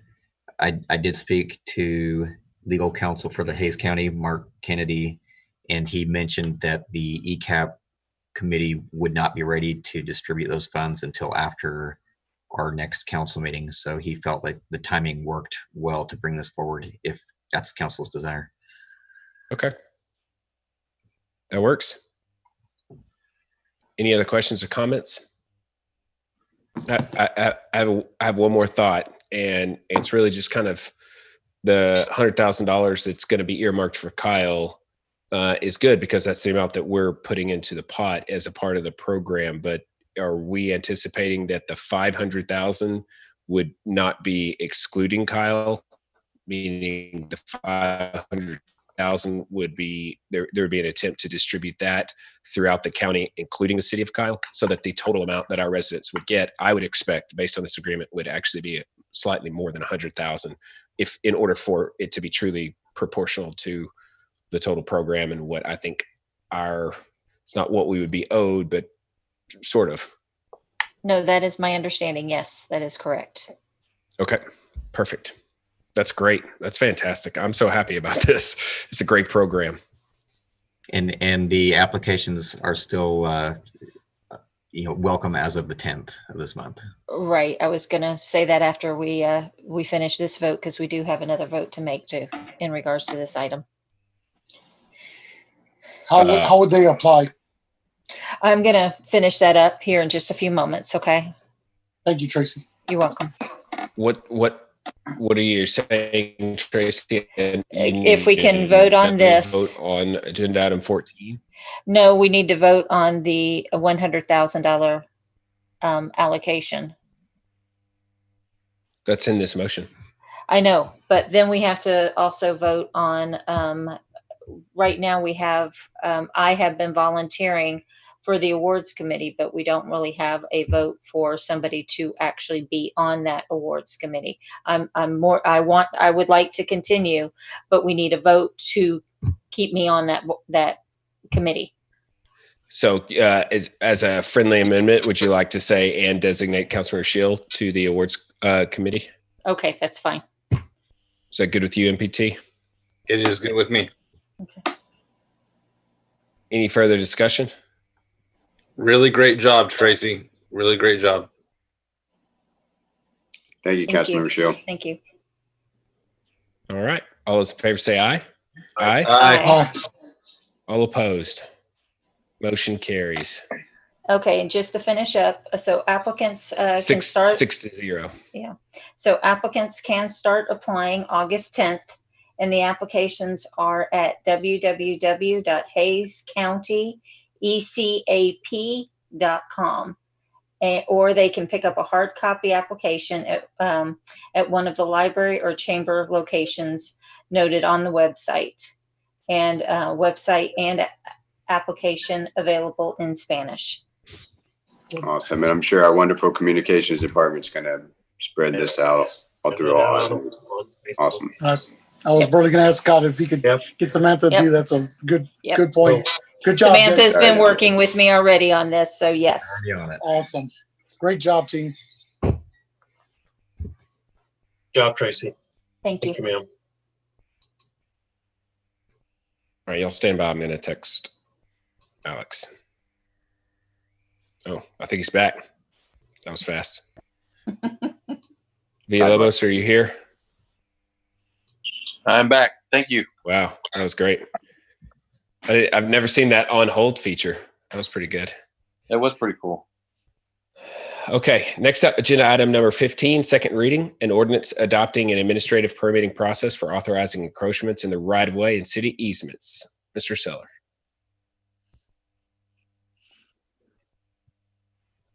All right, Council, Mayor Council, Scott Sellers for the record. So Leon and I are going to tag team this one. There's been quite a bit of amendments to the original ordinance that we brought forward at our last council meeting. The first ordinance was set up to be very specific, but also did not give us the latitude that we were looking for the type of application that we would be receiving. So Leon has done a little bit of homework and looked at some other cities and has come up with an ordinance with Paige and her firm that gives us the ability to have, give Leon the maximum amount of discretion for these types of encroachment permits. One thing that we did want to point out to council at the last meeting, we did not have any sort of fee schedule prepared in the ordinance. We are recommending one, but it's up to the council's discretion. Basically, we were having a hard time looking at an application being for either square footage or by designated areas such as a parking stall, amount of sidewalk, and ultimately we did come up with an amount of square footage that equaled a parking stall. We also didn't want to incentivize an applicant with such a low cost that they could basically take a large number of stalls. So you'll see that we're basically creating a fee per amount of square footage or per stall, and that increments with each stall added. So with that, that's kind of my preamble. Leon, I didn't want to steal too much of your thunder, but anything to add on to that? Mayor and Council, Leon Barber, City Engineer. I was over the licensing process in the city of Austin for many years, so I've seen how they handle their license agreements. It's a pretty onerous process. They require formal surveys from a surveyor. The fee is $425. You pay based on the appraisal that's done by the district, a certain percentage. And if you want 10 square feet, you pay based on the appraisal district's number, and you take 10%. So it's pretty it's not really complicated, but it's a significant number. They also have a sidewalk cafe permit that they have, and it's $100, and it's $200 a year. It's from 1 to 5 years. We looked at some other cities; they range from $250 to $300 to $350. So the numbers were just about in every direction that you could go. So we landed on $250 per parking space. That's roughly 2 tables if somebody wants to do that in that area. And of course, you have to be aware there's ADA requirements. There's spacing requirements that you need to maintain because of COVID-19. You need to make sure the sidewalk's clear. Are they going to sell alcohol there? Then that triggers other requirements. They need to put some kind of barriers around that area that they want to lease from the city. If you want 2 spaces, that extra space is going to cost you it's going to cost you $300. So we stepped it up another $50. So you want 3 spaces, now it's $350. So for example, for the 1 space, $250. If you want 2 spaces, it's $550. So we raised the fee up so that they don't get too carried away and take 8 or 10 spaces for just $250. So that's how we based it on the cost. And it's just there's no application fee. That is the fee, is what we charge for that space. And it's good for 6 months.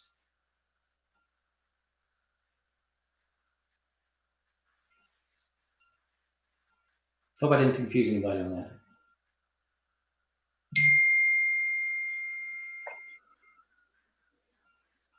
Thank you, Leon. Any questions? So Leon, certainly I want to thank you and Scott and whomever else worked on this. I know I had a bunch of other things going on this past week, and I know you all really put in the time to put this together. And also, I was understanding that you definitely, as you mentioned, didn't want to create a process that would just be more onerous and difficult. So you feel like this application and permitting process is one that would be pretty simple to implement? It would be. The only thing is that someone's going to have to spot check. I don't know if that'll be a code issue or if that's something staff on my team can do, but you know how people are. They may try to take advantage of the situation and kind of encroach on others that they shouldn't be encroaching on. So it'll have to be monitored, but I'm sure we'll work with the owners and try to make sure that they stay within the guidelines that we have. One of the things I was concerned about, I know when I was over the license screening process, we required a formal meets and bounds survey and all that. And I thought that was a little too heavy-handed. So I expect a little bit more than a napkin. So I'll ask them to do a scale drawing, tell me how they're going to protect the citizens. I know, for example, one of the spaces we're looking at, there's an ADA space. We're definitely not going to have that taken up with tables. That needs to stay as a ADA space. And so, but you need to worry about people near there driving in, not paying attention, and somebody's there at a table and they sit back or pull their chair back, and next thing you know, somebody's backed into them with the vehicle. So I have to be very careful about how we control that area. Good point.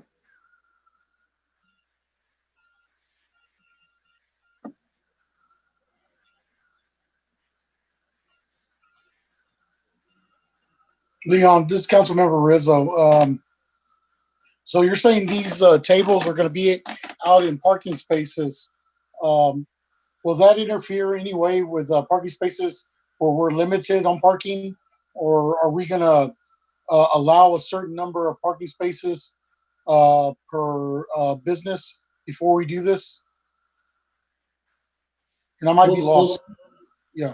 We'll see what the owner is wanting. I mean, if there's only 8 spaces there and they want all 8, that's definitely going to be a problem. We'll have to convince them that they need to think about that. Now, of course, the more they want, the more they're going to have to pay. So they're going to have to take that into account on their profit and loss side. So we're going to have to be real careful in how many we allow them to use up, because we know that parking can be a premium sometimes downtown.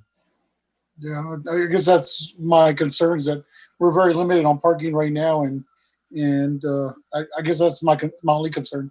That's the only concern I have. Thank you, Leon. That's one of the first things my concern also. Appreciate it. Thank you.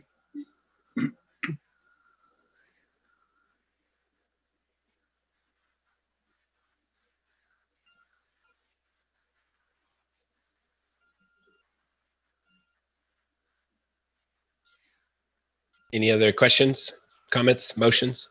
Motion to approve. Second. Been moved by Councilor Ellison, seconded by Councilor Shields. Is there any further discussion? All those in favor say aye. Aye. Aye. Aye. All opposed. Motion carries 7-0. Next up, Quick question. I'm sorry, real quick question for Scott. If somebody wanted to apply for this, where would they go? The application will be made to the city engineer directly. I believe that we can have the application online on the city engineer's page on our city website as well. We'll work on that. Thank you. You bet.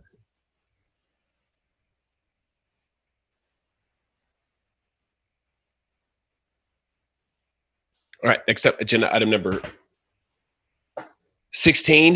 This item was postponed. An ordinance amending Chapter 53 of the City of Kyle, Texas, for the purpose of assigning original zoning to approximately 15.48 acres of land from agriculture to retail services, and to assign original zoning of approximately 12.25 acres of land from agriculture to R33 multifamily for property located at the southwest corner of Kohler's Crossing and I-35. This item is being requested to be postponed again at this meeting until August 18th, but it does have a public hearing. So unless there are any objections, I'm going to go ahead and open the public hearing. Public hearing is now open. Is there anyone who has called and is prepared to submit a comment? I see Howard shaking his head. I don't see anybody associated with the application in the list. I'm still looking.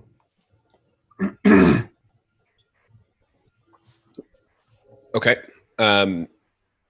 You want to go ahead and add to it, to the application at this time? Sure, or to sure, absolutely, give I can. For the record, my name is Howard Kuntz. I'm the Community Development Director. So this application was actually supposed to have been heard the first time, I believe, in the month of June by the P&Z, and then would have followed the typical channels. But in the interim, there has been a development agreement that has been offered and is being negotiated between city administration and the applicants. The time frame for which would put it in front of the mayor and the council for an approval at their regular voting meeting on Tuesday, August the 18th. So for that reason, before that could be nearly finalized, and the terms of which put in front of the P&Z, we sought to have this item postponed more than once. so that that document could be completed and put in front of the P&Z as a function of their deliberations. So for that reason, the meeting on the P&Z last heard this issue on the 28th. They voted and approved the idea that it would be delayed until the 11th. Today is the 4th, so we are asking that the mayor and council delay this until the 18th, where they can receive the recommendation from P&Z before making a decision. All right, thank you, Howard. The public hearing is still open. We're going to go ahead and leave the public hearing open, and I'm going to make a recommendation to and motion to postpone this item until the next regularly scheduled meeting in August. It's been moved by the mayor, seconded by Councilor Elston. Is there any further discussion? All those in favor say aye. Aye. Aye. All opposed. Motion carries 7-0. Next up, agenda item number 17, first reading, an ordinance amending Chapter 53 zoning of the City of Kyle, Texas for the purpose of assigning original zoning to approximately 13.564 acres of land from agriculture to retail services at the property located at 400 County Road 208 and 23150 I-35 in Hays County, Texas. This item has a public hearing. Is this the item? No, mine's the next one. Okay. Do you want to give a presentation on this one, and then we'll do the public hearing? Sure, I can. Yep. So this property is actually located south of Kyle's downtown. It fronts the I-35 southbound frontage road, located between the Union Pacific tracks and the frontage road. It is sandwiched between two pieces of property, neither of which have been developed in some time, but are both zoned retail services. The parcel to the south is a development parcel that is supposed to be for a large acreage operation, and then to the south of that is Cedar Supply. To the north of this was a site that currently houses a cell tower and an older billboard, and has also been talked about in the past as being developed with retail and service components that would be most agreeable to highway commercial usage. So this property would be building upon those two strengths of the land uses that are in the area. Previously, it's been the deficiency of wet utility availability that has held these properties back. None of them were located on city water or had the availability for city sewer, but the new projects that we have going in the city that are connecting potable water and wastewater to these sites make them development attractive. So the applicants have come forward, and you can see, I've shared my screen. You've got the existing zoning conditions that are shown on this cutout map. And then we also have a screen capture of the city's land use districts from the future land use map and the comprehensive plan. The entirety of all of these properties is located in the regional node. And the comprehensive plan lists retail services as a preferred use in the regional node. So for that reason, staff has found fit to recommend this, as well as the Planning Commission did the same when they heard this at the 28th. There were no commenters at the public hearing and very little discussion amongst the P&Z themselves before they voted unanimously to recommend approval. So that's the recommendation from staff, and I can make myself available for any questions. Thank you, Howard. This item does have a public hearing, so if there are no objections, I'm going to go ahead and open that public hearing now. All right, the public hearing is open. Is there anyone who wishes to speak on the item?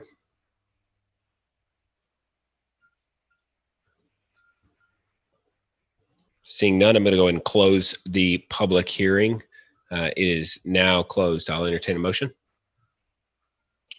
Motion to approve. Second. It's been moved by Councilmember Ellison, seconded by Councilmember Villalobos. Is there any further discussion on the motion? Yeah, I've got a question for Howard. This is Councilmember Rizzo for the record.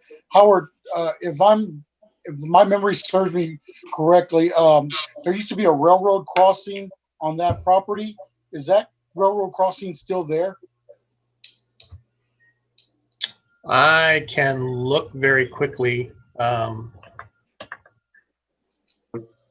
What about Opal Lane?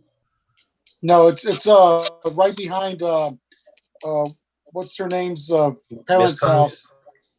Miss Connie? Miss Bale's house? No, can't think of the Hispanic. the people that lived there. Can't think of the last name. Martinez, the Martinez house home that was there. Am I in the right area? It's right there just before Cedar Supply. Yeah. They used to have a railroad crossing there. So my question is, will that, if that's the property in question, does that affect that crossing in any way? Was that a private crossing or was that a county crossing? I can answer that. Okay. Scott Sellers for the record. That was a crossing on the old Opal Lane, the old county road.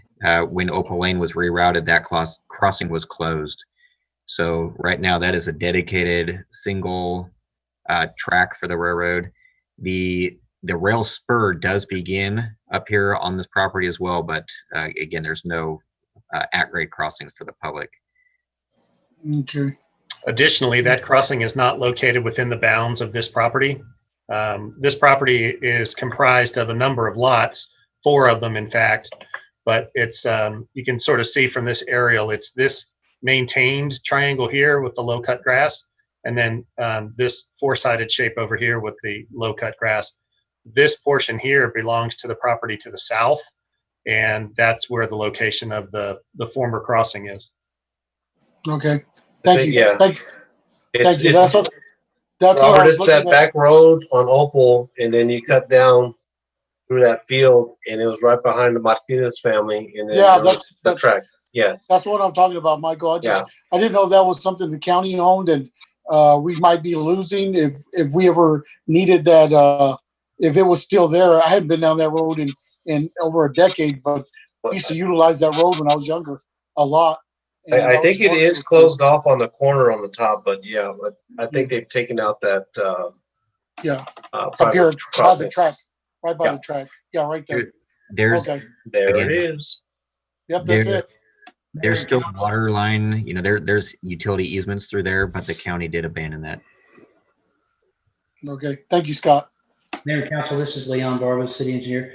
The county did abandon that road, or release the ownership of that road about 2 years ago. Unfortunately, there's a 2-inch water line that's in there, and they didn't realize that we had that water line in there, so we're still trying to figure out how we're going to get that easement on that water line. I believe on the crossing that was closed many, many years ago. I know Mrs. Bells has told me that she was upset with Commissioner's Court because they did close that. You said that was the county? Yes, sir. Yep. Do we need to reconsider agenda item 13 and get Lon Shell and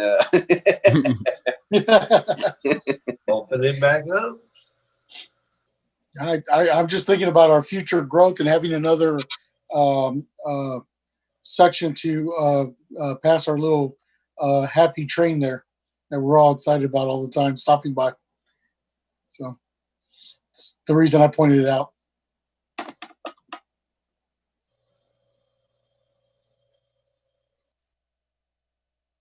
Okay. Any further discussion?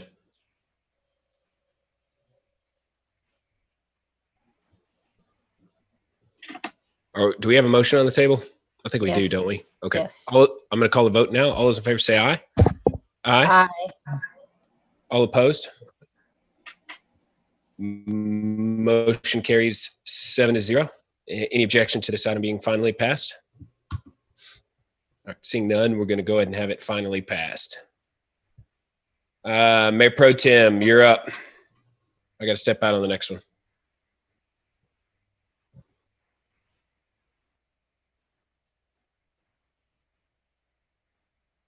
I don't have the agenda in front of me. Can you read this one off? I'll do it. Let's see. This is agenda item 18, correct? That's correct. First reading and ordinance amending Chapter 53 of the City of Kyle, Texas for the purpose of rezoning approximately 16 acres of land from Retail Service District, RS, to Mixed Use District, MXD, and to rezone approximately 14 acres of land from Retail Services District, RS, to Multiple Family Residential, R33, with 6.4 acres to remain as Retail Service District for properties located on the north corner of Philomena Drive and IH-35, in Hays County, Texas. It does have a public hearing. This item was approved for recommendation 7-0 by the Planning and Zoning Commission. I guess we'll keep with the precedent of allowing Howard to present first. Okay, thank you, Councilmember Ellison. This one, you can tell by the length of the caption, is a little bit more complicated than the last one. What you've got are a number of properties that basically comprise the point between Philomena Drive and the I-35 northbound frontage, just barely northeast of Kyle's downtown. Currently, all these properties are zoned RS, retail services. None of them are developed with any type of commercial operation at all. And in fact, the lion's share of all these have been operated as row crops, at least for as long as I've been here, which is only 5 seasons. The request is to split the multiple properties into multiple tracts, and each tract would have a different zoning action. Tract 1 is the one that's the southernmost tract, and it's located at the point between Philomena and the frontage road, and it's going to remain RS. It's also one of the tracts that has the smallest acreage. The middle tract, tract 2, I guess I can go ahead and share this screen so you can see what I'm talking about while I talk about it. The center tract, tract 2, is proposed to be rezoned from RS up to MXD, which is our mixed use district. Mixed use district is the city of Kyle's most intense, most permissive district, and also has a requirement for an architecture and an ethos of an urban setting. The buildings should be at least mid-rise, if not taller than that. They should be pulled up to the street. There should be wide sidewalks and connectivity of both the street network and the sidewalk network.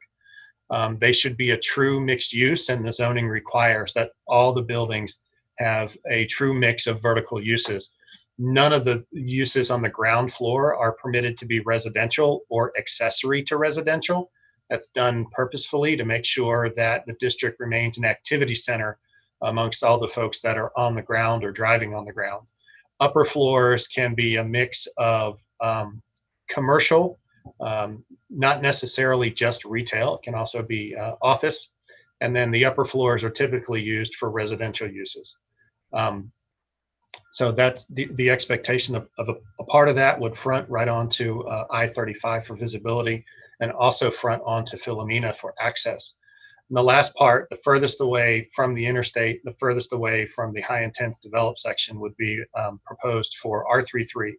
That's the city's category for residential multifamily, which is typically built in a rental arrangement for apartments, and they can be developed at a net of 28 units, dwelling units to the acre. This would be the part of the property that is across the street from the managed care facility that's recently been constructed at the intersection of Philomena and Bluestem. It also overlaps with the Idea School, which is across the street and also has the old zoning of C1. To the northeast of the multifamily is self-storage. It's a U-Storage facility, which also has a couple of leasable office spaces that are in the back. And then to the northwest, we have some other highway commercial uses. There's a used automobile dealer, and there's auto repair, as well as the new Windmill Strip Center, which is located just further north of the tract. So this went before the P&Z on July the 28th at a public hearing. There was no public comment at the time, but there was limited but still quite useful commentary amongst the P&Z commissioners. And one question, which hasn't been answered yet, but is more than academic, but also more than could be answered just at the meeting, was the efficacy and the profits and loss between consuming property that has been designated regional node, which the lion's share of this property is in the regional node that fronts I-35. It's been assigning land inside that regional node for residential uses rather than being assigned for super regional retail or point of sale uses.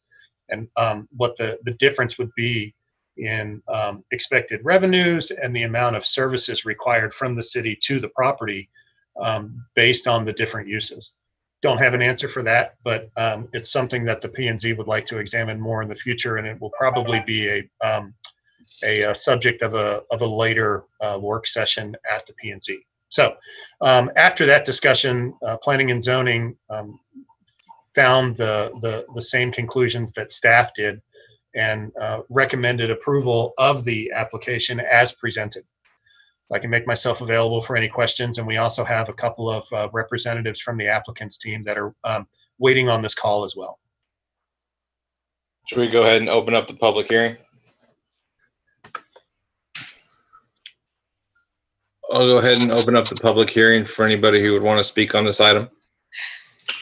Good evening. My name is David Cancialosi. I'm the owner's representative.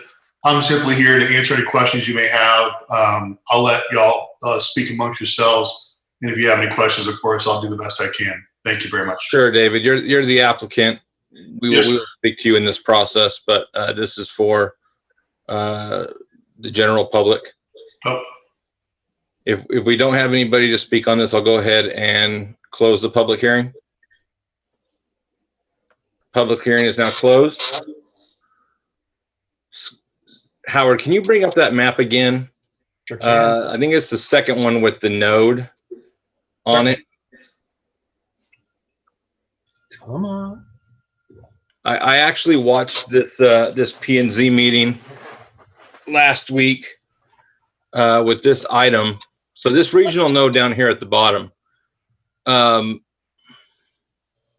a little bit confused because I thought that during the update to the comp plan that regional node extended from the south part of town all the way to the north part of I-35 within our city limits. Let me, we have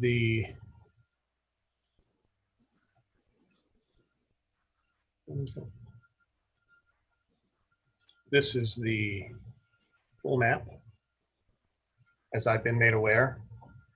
And this is the map that was adopted in 2017. Can you see that on your screen? I'm sorry. I can. Okay.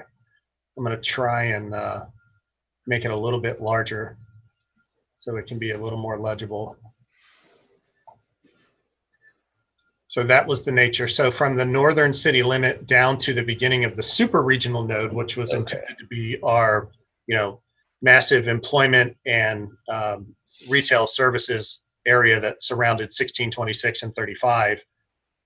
It stops at the beginning of that, and then it picks up again at the end of what was the core area transition, and continues all the way to the south. But the area in the center between Kyle's original downtown and the super regional node was not changed.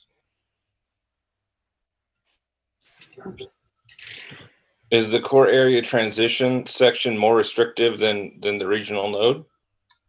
Mildly, yes. And I think there's some language about that in the staff report. Oh, here it is. Sorry, I was already there. Zoning, and then here's where we talk a little bit about the transition district. So the core area transition doesn't have any code in it.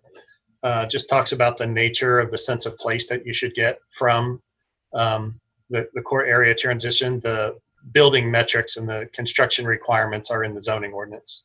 So it would be limited by what exactly what the zoning is of the individual parcels.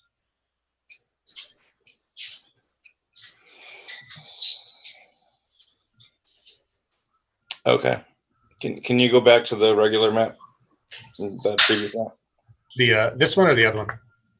The close-up one. There's this one and there's this one. Okay.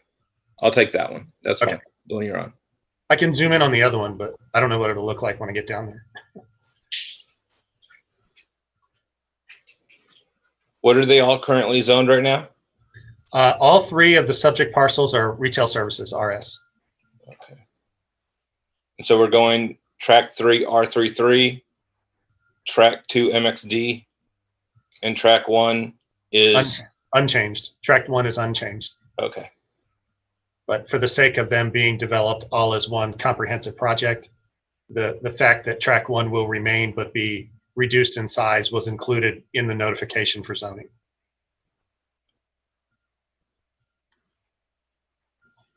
Does anybody have any questions? Maybe some questions for the applicant?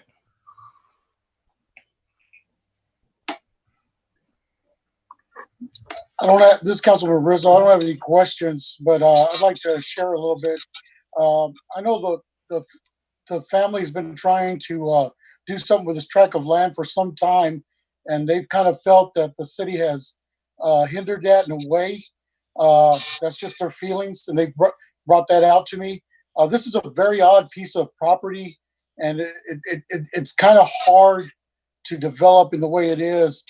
And I know that having someone come out and try to develop this, there's been other people have taken notice to it, but kind of backed off. But to have a developer come in and want to do something with this odd piece of track is a plus for this family. They've been here in the area a long time, and it'd be great to show them that that we're here for them as well. Howard, what is the reasoning for the MXD? What is the rationale for the applicant's MXD? Yeah, for the track 2 part. I don't have a specific answer to that. My expectation would be that they went through the ordinance and found that it would match their expectation for a development standard. We just look at the district and all the allowable uses and any of the other metrics that restrict and decide whether or not what's permissible in that district would be acceptable on the land that's proposed without any risk to the health, safety, or welfare of the surrounding community. This is probably one of the most visible, highest activity areas that the city could have if there were something there. It's the crossroads between Kyle's movements north and south and east and west. There just isn't anything there currently to draw folks over to these parcels. I think the expectation of floor areas in the neighborhood of 2.5 or so would definitely change that. I was asking because I can't recall a time where I've seen MXD come across our desk, so to speak. I mean, I remember when we put that land use in place. Is this the first time that someone has asked to zone a piece of land MXD? As I think about it, I want to say the answer to that is yes. I'm going to look through and open the latest one and see if there's anything else on here that's listed as MXD, and there's not even in the it's not even in there yet. So no, yeah, this would be the first one that functions as an MXD project. MXD, the expectation to develop MXD was that it was very, very beneficial to the development side because it allowed such a high density of floor area ratio. And quite honestly, when you develop a piece of land, it's what's built on the land that makes the return. So much of Kyle is built at such an exurban or rural development standard where we have floor area ratios that are under 15 or 11%, meaning for any piece of land, only 11 to 15% of it is actually a square foot of floor area. Everything else is either detention pond or parking lot or sidewalk. If you build a piece of land at such a low development density, then your expected return would be equally as low. Creating the MXD was a signal to the development community that we were looking for higher and better uses for the real estate that we have in Kyle, especially in the areas where it's been deemed appropriate, which is next to our highest transportation corridors. So this piece of land, this tract would front on both I-35, which speaks for itself, but also an emergent corridor that goes between our downtown and is headed towards our employment center out that's centered on the hospital property. So this Philomena Drive has the opportunity to function a lot differently as well at a later standard, sometime probably 10 or 12 years later. But for right now, you have to start somewhere. And so the expectation of MXD was really envisioned with the Endeavor site, what I'll call the Endeavor site, which is, up here. It's the largest part of this undeveloped 50-something acres. And we would have loved to have seen something with some middle and high-rise buildings on a grid pattern of streets that would be able to pull folks in just on its bulk alone, not required of signs or not required of lots of advertising, but all of the six-figure car count that goes up and down I-35 every day would look over and see these buildings from a mile or so away and know that there was a lot going on there. It would have been an employment center, which is a functional tenet of our economic development plan that we're looking for Kyle to have more and more places for Kyle residents and nearby residents to work, rather than having to get on and clog up 35 every day on their way to Austin or even down towards San Antonio. It could have been a big employment center, and at the same time would have had the opportunity for residential and recreation. Other large parcels like that are running low right now until wastewater is made more readily available in the southwest quadrant of our city. You can see that most of the development down here is not even in the city limits, and if it is, it's very, very low density. R1, agriculture, a little bit of R1 too. These are the bulk of the large parcels that are left in the city. So being able to put this massive activity center down here at the densities and the building heights that are permitted could in fact shift some of the gravity of the city's activity centers away from 16, 26, and 35 and more evenly distribute them down towards Kyle's downtown and some of the emergent activity centers that are coming together, like Word Place, which is going to be right here, right off the old turnoff I-35 southbound. So our mixed use is first floor retail and then residential above, or some sort of combination of something like that?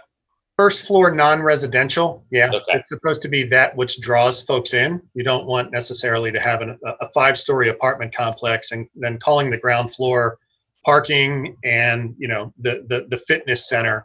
Well, that's exclusively for the use of the residents. So that walls that off. We want as much of what's developed in the MXD to be available to as many persons as possible to make it as attractive to anybody who could come by as possible. They may not very well come to the site for any specific use that's listed on the ground floor or operating on the ground floor, but the more and more uses that you introduce, the more and more likelihood that the folks would find some utility from them. The applicant's name is David. What, I can't read it here on the screen. It's cutting off. Cancilosi. Excuse me. Cancilosi? Cancilosi, yes, sir.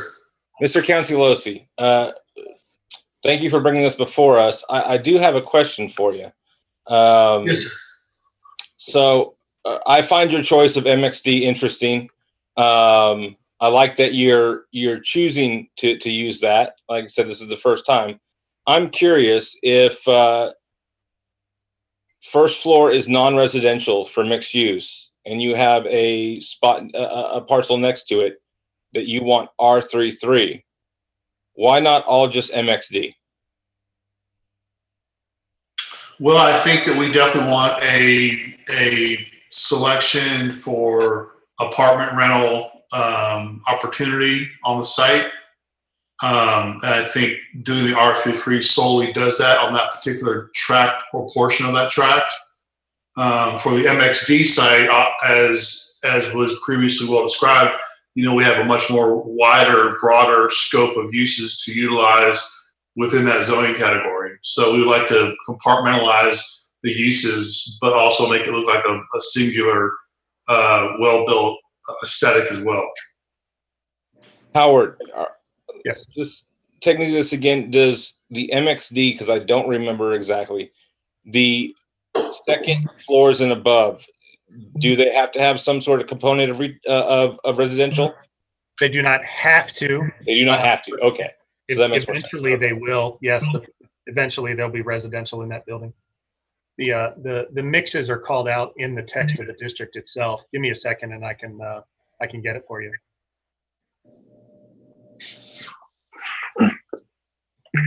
I can read it out too, Howard. I think I have it popped up on the backup material. Oh yes, I forgot. It should be in the staff memo, shouldn't it? I was going right to my code. Yep. It's section 53674, and it really just it describes perfectly the purpose of that property and where it's at and where it's surrounded by. I mean, it fits everything to a T.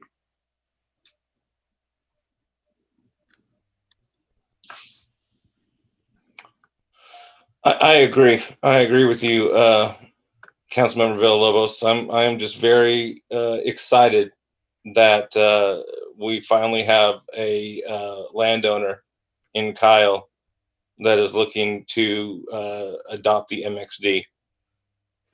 It's pretty awesome. So I just was interested in hearing more why. I'd actually honestly heard, once or twice that developers didn't like our MXD and for, various reasons. So to see someone actually come forward with it in a zoning, I'm just happy about it. But I won't, I'm just going back to my P&Z days asking Howard lots of questions. I'll go ahead and save everybody some time. And would someone like to make a motion? I'll make a motion to approve with the zonings that have been recommended by both staff and the applicant. Second. Okay, I have a motion to approve the agenda item as written, and a second. Jennifer, did you get who that was? Who those council members were?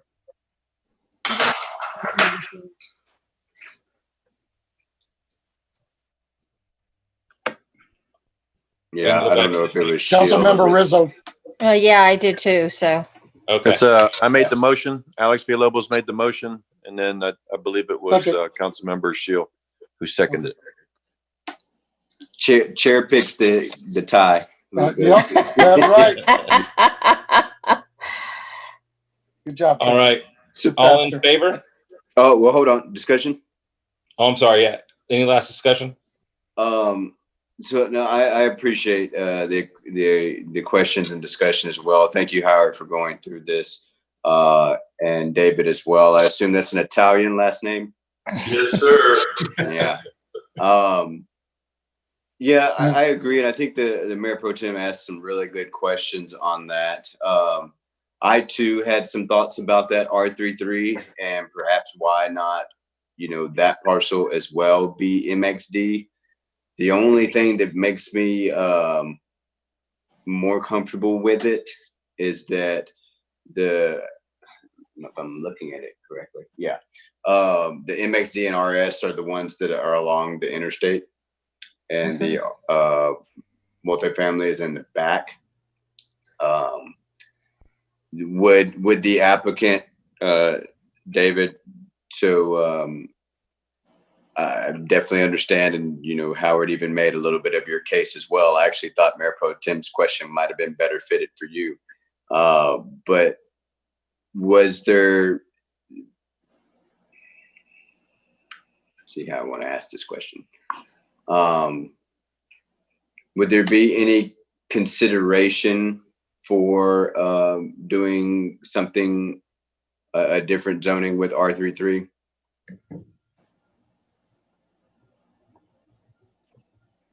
We'd really like to do apartments. It's part of the plan.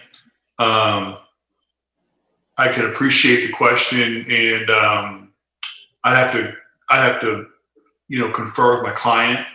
Mm-hmm. But if the council could consider the first reading approval, I could certainly bring it back before you at second reading for your consideration with a more concise answer.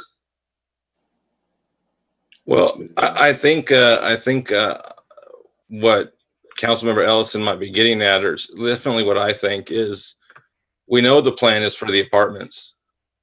That's why I asked the MXD question earlier, because I would love to see MXD, and I know when we're going to approve this, we are going to see R33, but we might not see MXD.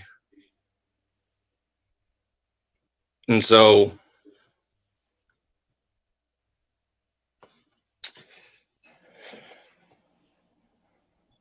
but I agree with the other council members as well that this is a good spot for R33.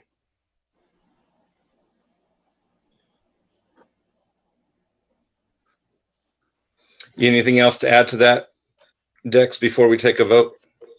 No, I would certainly appreciate if David could do that. Go and review with your clients. I'm amenable to moving the motion through for my vote on the first reading, and then getting some feedback at second reading. Okay. Anybody else? All in favor, say aye. Aye. Aye. All opposed? Motion passes 6-0. Thank you, Mr. Gonzalini. Thank you, sir.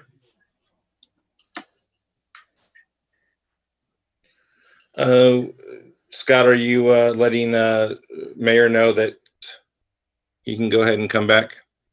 Do we have to? Actually, You were so oh, would mind, can we take a 5-minute recess? Oh, he's back. Anybody opposed to a 5-minute recess? Can we make it a hard 5 minutes? But yeah. Hard 5-minute recess. Quick 5 minutes. Okay, I got my timer. 10:18. Back at 10:18. All right. Okay, we're back. We're ready. Let's go.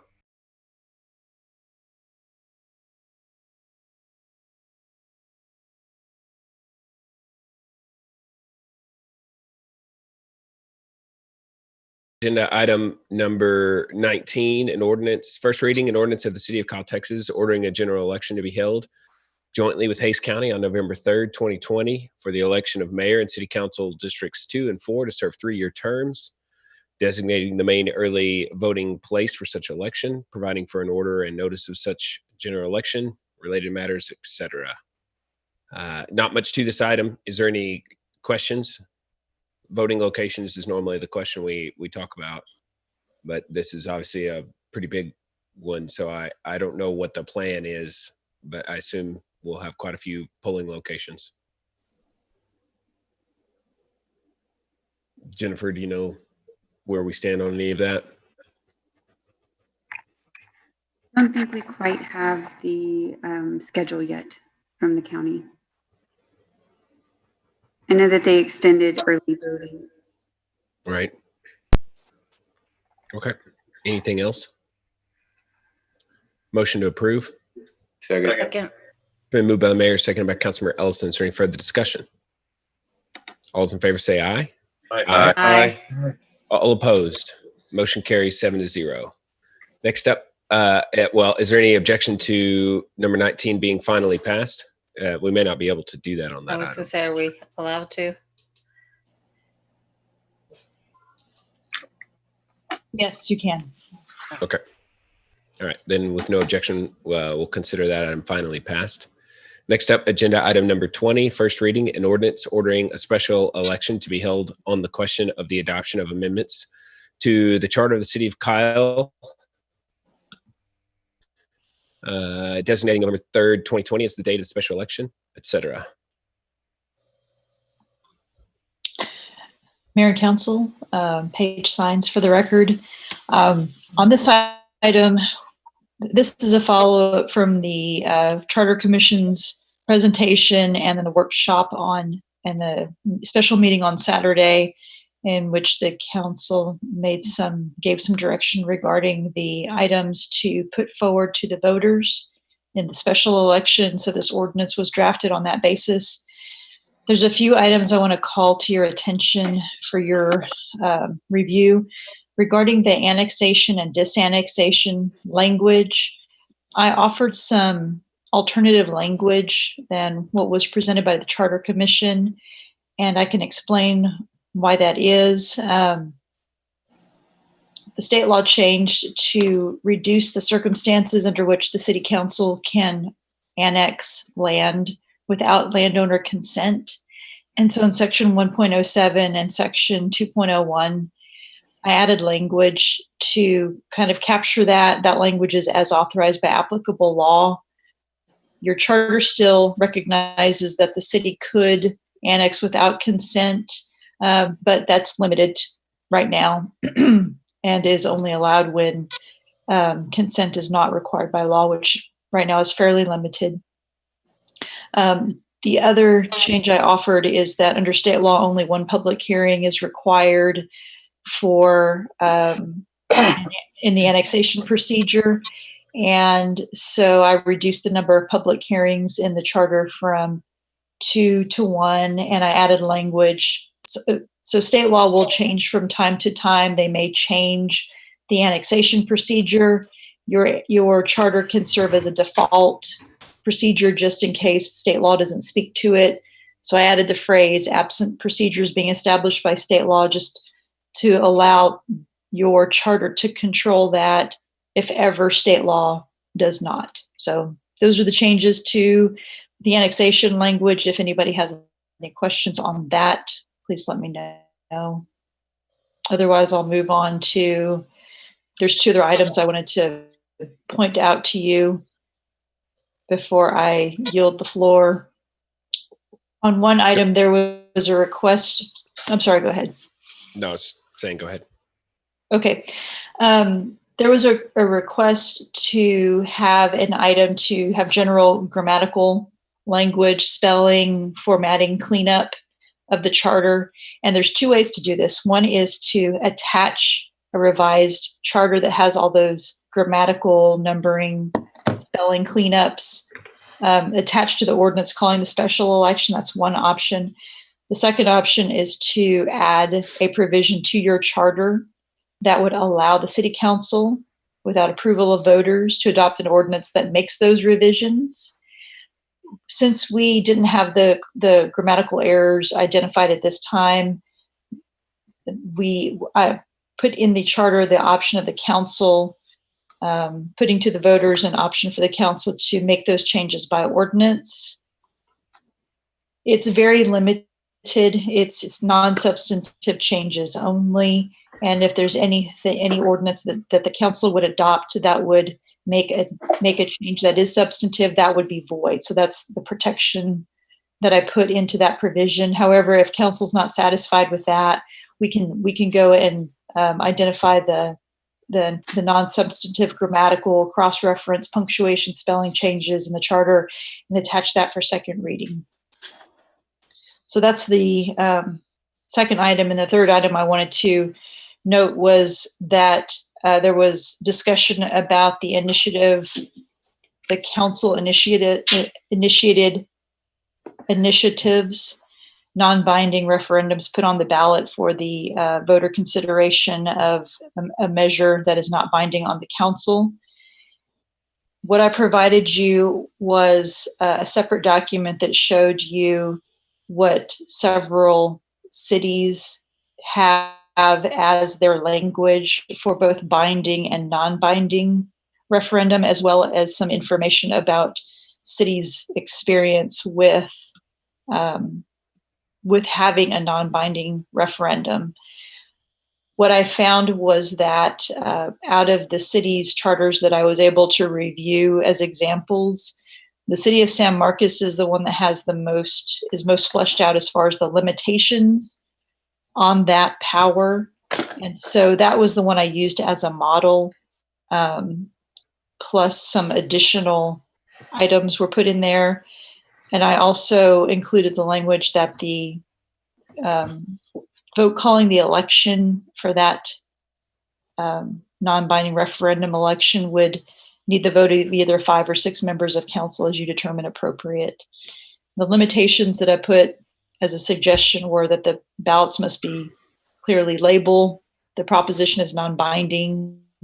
You can't indicate in that ballot language whether the council's what the council's position is ultimately going to be, depending on the election. The ballot language can only have one subject. Each proposition has to avoid having multiple components that aren't related. That's kind of like a ballot stacking issue. The ordinance calling the election has to also state that the proposition is not binding, and you cannot put on the ballot a non-binding proposition as a substitute for something that you would have to put on as a binding proposition. So those are some of the examples. We can go into that in more detail as you discuss this agenda item. I thought your email with all the questions that you and the various cities that you tracked down in their charter language and the way they've dealt with the items was really helpful. I will say that it cooled me off towards the idea of initiative because the feedback, it seemed, was fairly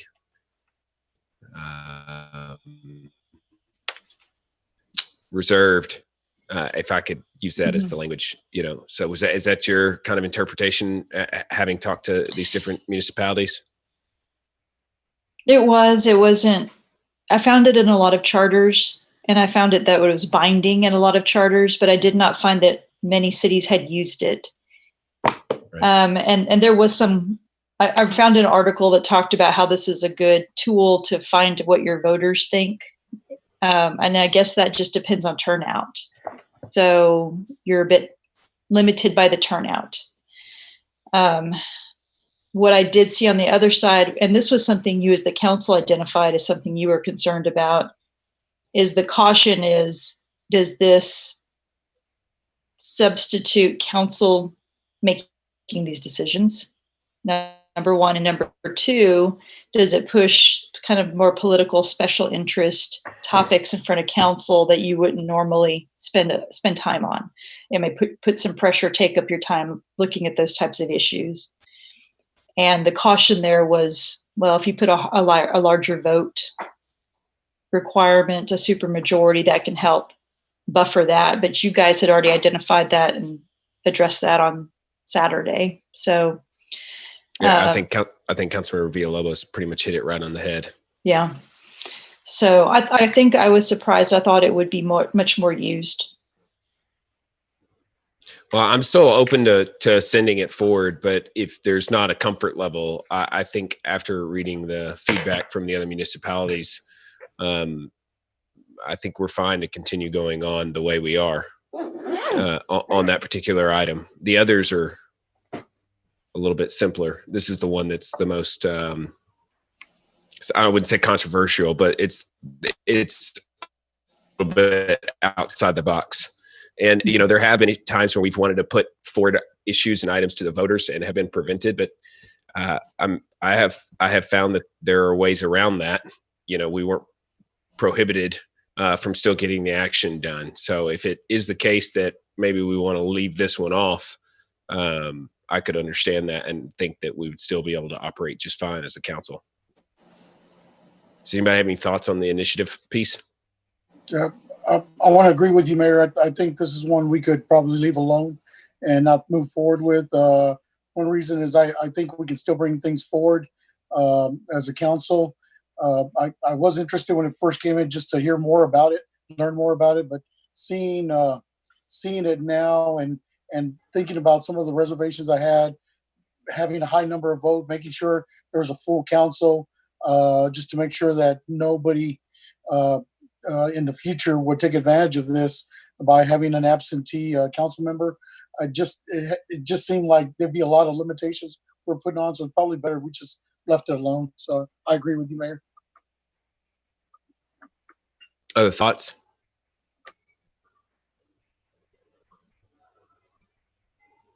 No, I would just say that I appreciate Paige's diligence on this and bringing it forward. It was an interesting article that you sent us as well. I actually personally wasn't surprised that it wasn't used all that often. I didn't think it would be, even when we brought this up. I wasn't as concerned. I definitely understand the special interest things, and you can. I didn't see the missing council member as a problem, because it would still be the percentage of the body if you want to go there that way. So there were all kinds of ways to really. I thought they were really good about kind of preventing nefarious things from happening. I thought San Marcos had a very diligent one, but for me, I wasn't very hot or cold either way, but it was good information to know. So thank you, Paige.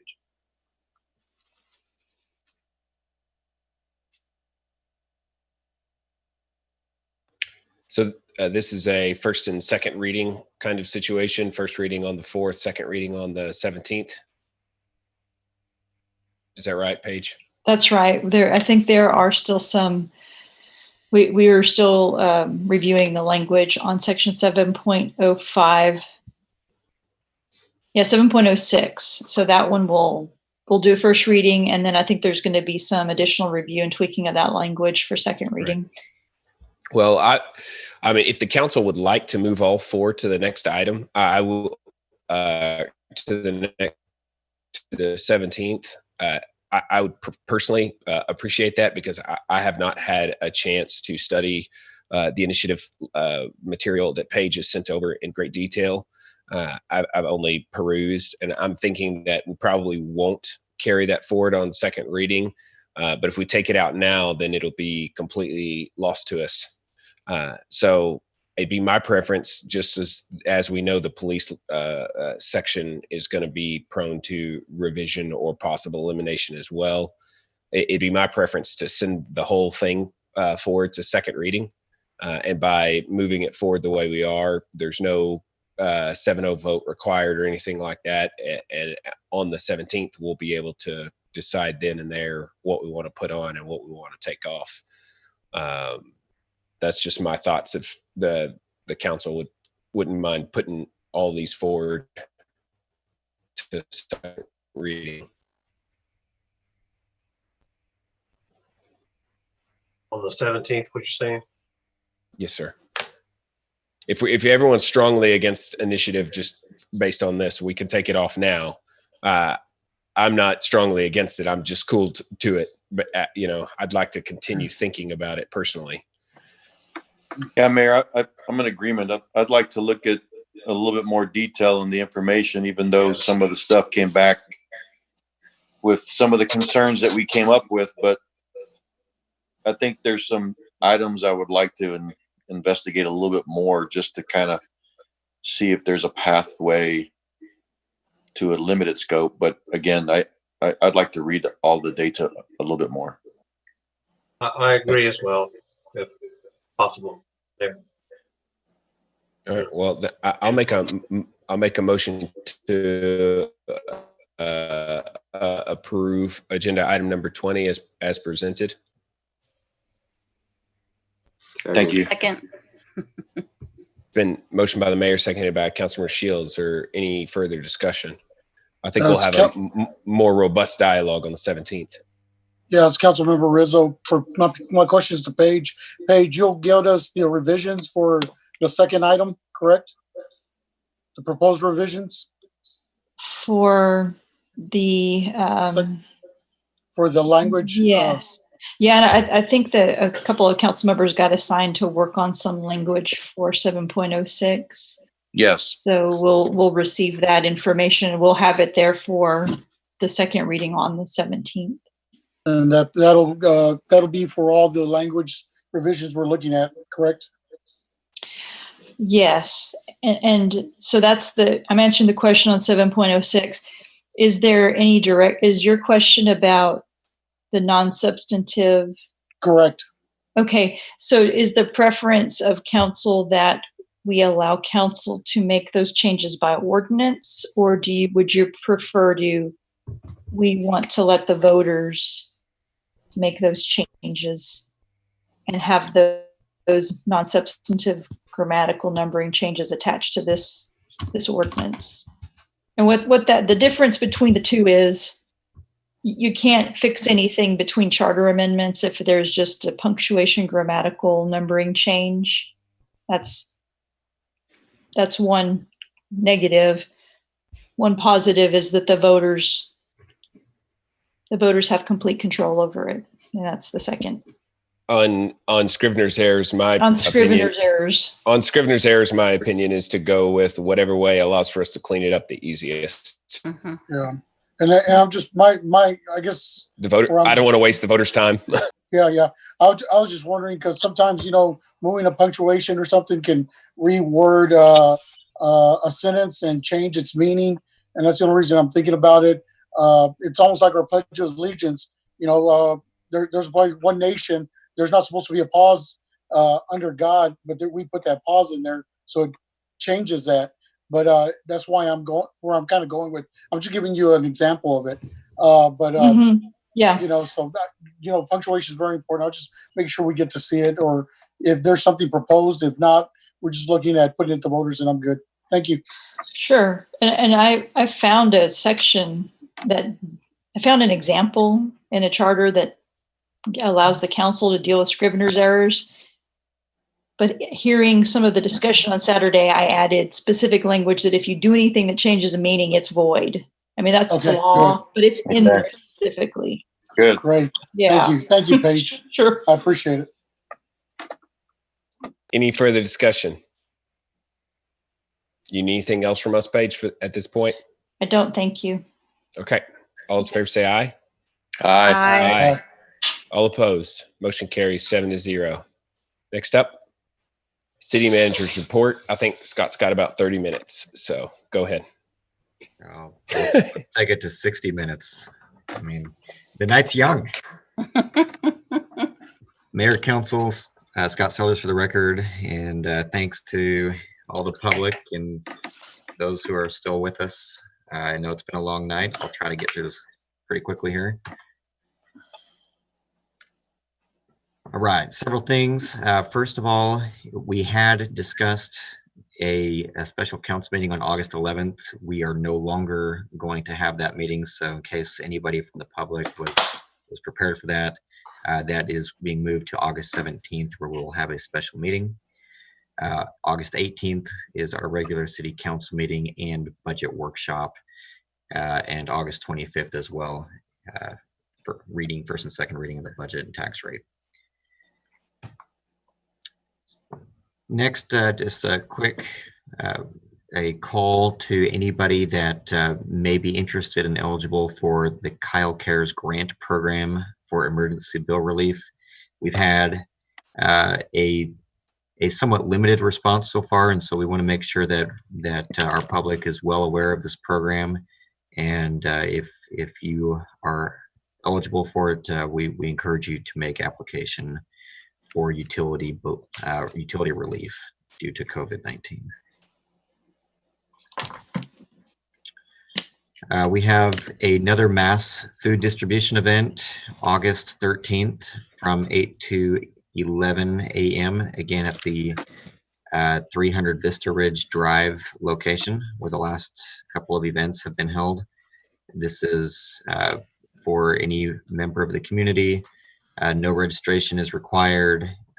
We are always in need for additional volunteers, so please, if you know of anybody who's available, we would love to have them out there helping out. City website will have more information on that event. This was discussed at our, I believe, last council meeting. We have on August 10th, you will see the fresh no parking on the west side of Cromwell Drive. So we are busy getting the word out for that, and that is coming up very soon. So residents and those in the area are continuing to be informed. The Ash Pavilion, we had planned on a ribbon cutting in August, and unfortunately, because of COVID-19, the family has asked for that to be postponed until post-COVID. So Currently, we are targeting sometime end of year, first of next year, but that's obviously tentative and to be determined. In the meantime, we do plan on opening the facility once it's ready, and we have, we believe, September or sometime in early fall that should be ready to go. And as we have discussed, we do not have our annual Pie in the Sky event this year due to COVID-19. However, we would like to discuss quickly an alternate plan, and I wanted to turn the time over to our Councilmember Tracy Shield to discuss what those plans are. All right, thank you, Scott. So one of the things that we had thought of doing is actually keeping some of the balloons, not as many as we've had at our festival, but some balloons that are going to do a drive-through moon glow. And what that means is that we have a location now, which is going to be, the queue for it is 5001 City Lights Drive, which is behind Kohl's and Target. So just south of that, but right in before, right in front of, AMM, or the collision and repair spot, and behind Kyle ER. And so what that will comprise of is it's just drive-through. So cars will be able to drive through and watch the moon glow for about 10 or so balloons. There will be no parking, no walk-ups allowed, so it's strictly drive-through. But I think that keeps our idea of Pie in the Sky still fresh in everybody's mind for next year. Now, of course, this will start at 7:45 p.m. and then go to until approximately 9 p.m. as favorable weather conditions allow. So to use Leon's favorite term, this is all, of course, weather permitting. It is free, so anybody who wants to join and drive through can. Also, people hopefully we'll be seeing some balloons in the morning fly over. So I know some of the pilots are going to do some ascensions that they have already planned to do that weekend, again, weather permitting. Another idea that we're going to do is have people take photos of pretty much what Labor Day weekend in Kyle means to them. Entries will be allowed between September 4th and the 11th through our Facebook page and or by email. Winner to be announced by City Council on September 5th meeting. First place winner is a $200 gift card. And then second through fifth place is going to be $50. Some ideas for entries is if you can get a picture of one of those hot air balloons going over, that would be great. Chalk art, yard decoration, or just capturing what Labor Day means to you, barbecue, families, celebrating frontline workers, laborers, heroes. Anything of that nature. Now, one thing we are going to need is 3 members of council to help us, determine the winners. So if we could get 3 volunteers for that, that would be great. You can count me in, Tracy. Thank you so much. Okay. I'll jump in. Okay. And you got Alex Villalobos too. There we go. All right. So we got our 3. So keep trying not to keep quorum. So we're good. All right. I was just about to volunteer, but okay. Well, I don't know. Paige, would you allow that if we had more than 3 judging? Tracy, I was joking. Oh, yeah, okay. Yeah, I was about to say I was about to yield. Okay. All right. So we have Councilmember Rizzo, Councilmember Ellison, and Councilmember Villalobos. All right. Any questions? No, but this sounds really cool. Thank you. Very Councilmember cool. Shill. Yes, so thank you very much for city staff for, just trying to think outside the box. We had some other, ideas and everything that kind of fell through a little bit, but most definitely. So just to throw out some names, Sarah, Tatum, Paul, Debbie, Scott, Mariana, Mr. Sellers, Jerry, and even our balloon wrangler, Susan, was very helpful in all of this. Team Cobb. And just for clarification, that is the 5th, these activities. Oh, yes, sorry, Saturday the 5th. And the council meeting, I believe, where the presentation award will be on the 15th of September. Yes. Very good. And that concludes my report. Oh, Scott, can I just add in regards to, I know it's not exactly the same mass food, but over the weekend, I guess the sheriff's department had received a grant to be able to pass out food to the residents of Hays County. And one of the locations they did at this past weekend was here in Kyle at the North Optimus ball fields. And in about 2 hours, we passed out 1,500 plates of barbecue. And it was amazing for everybody working together and getting that out. And so to have that many cars come through, in that amount of time was just a pretty amazing to me. So, yeah. It was awesome. Very amazing experience. It was great for the community. I know the fellowship at Plum Creek did something as well. It's great to see the community as a whole coming together to help those that need the help during COVID-19. And it's been, I just can't tell you enough how amazing our community is to come together and help all those individuals.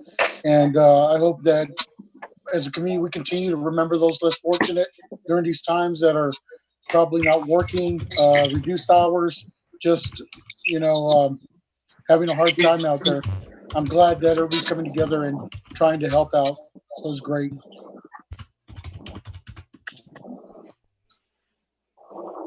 And Robert, we need more volunteers, right, for the food distribution events?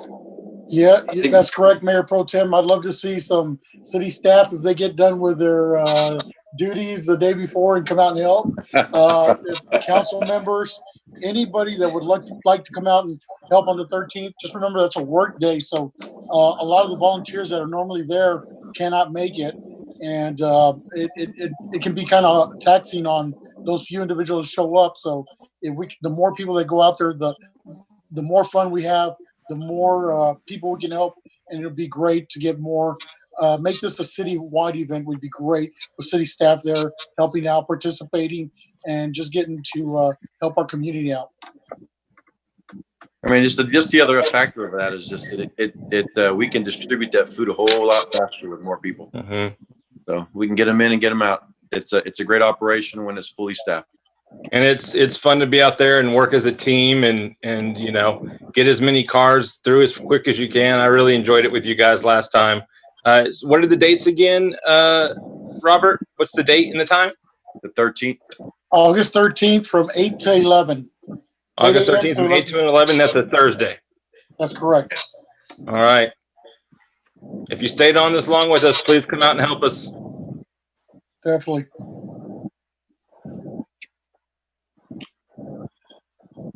Mayor, good? Motion to adjourn. Second. All those in favor? Aye. Aye. Good group of folks. Thanks Good night, for everyone. spending the evening together. Good night, everybody.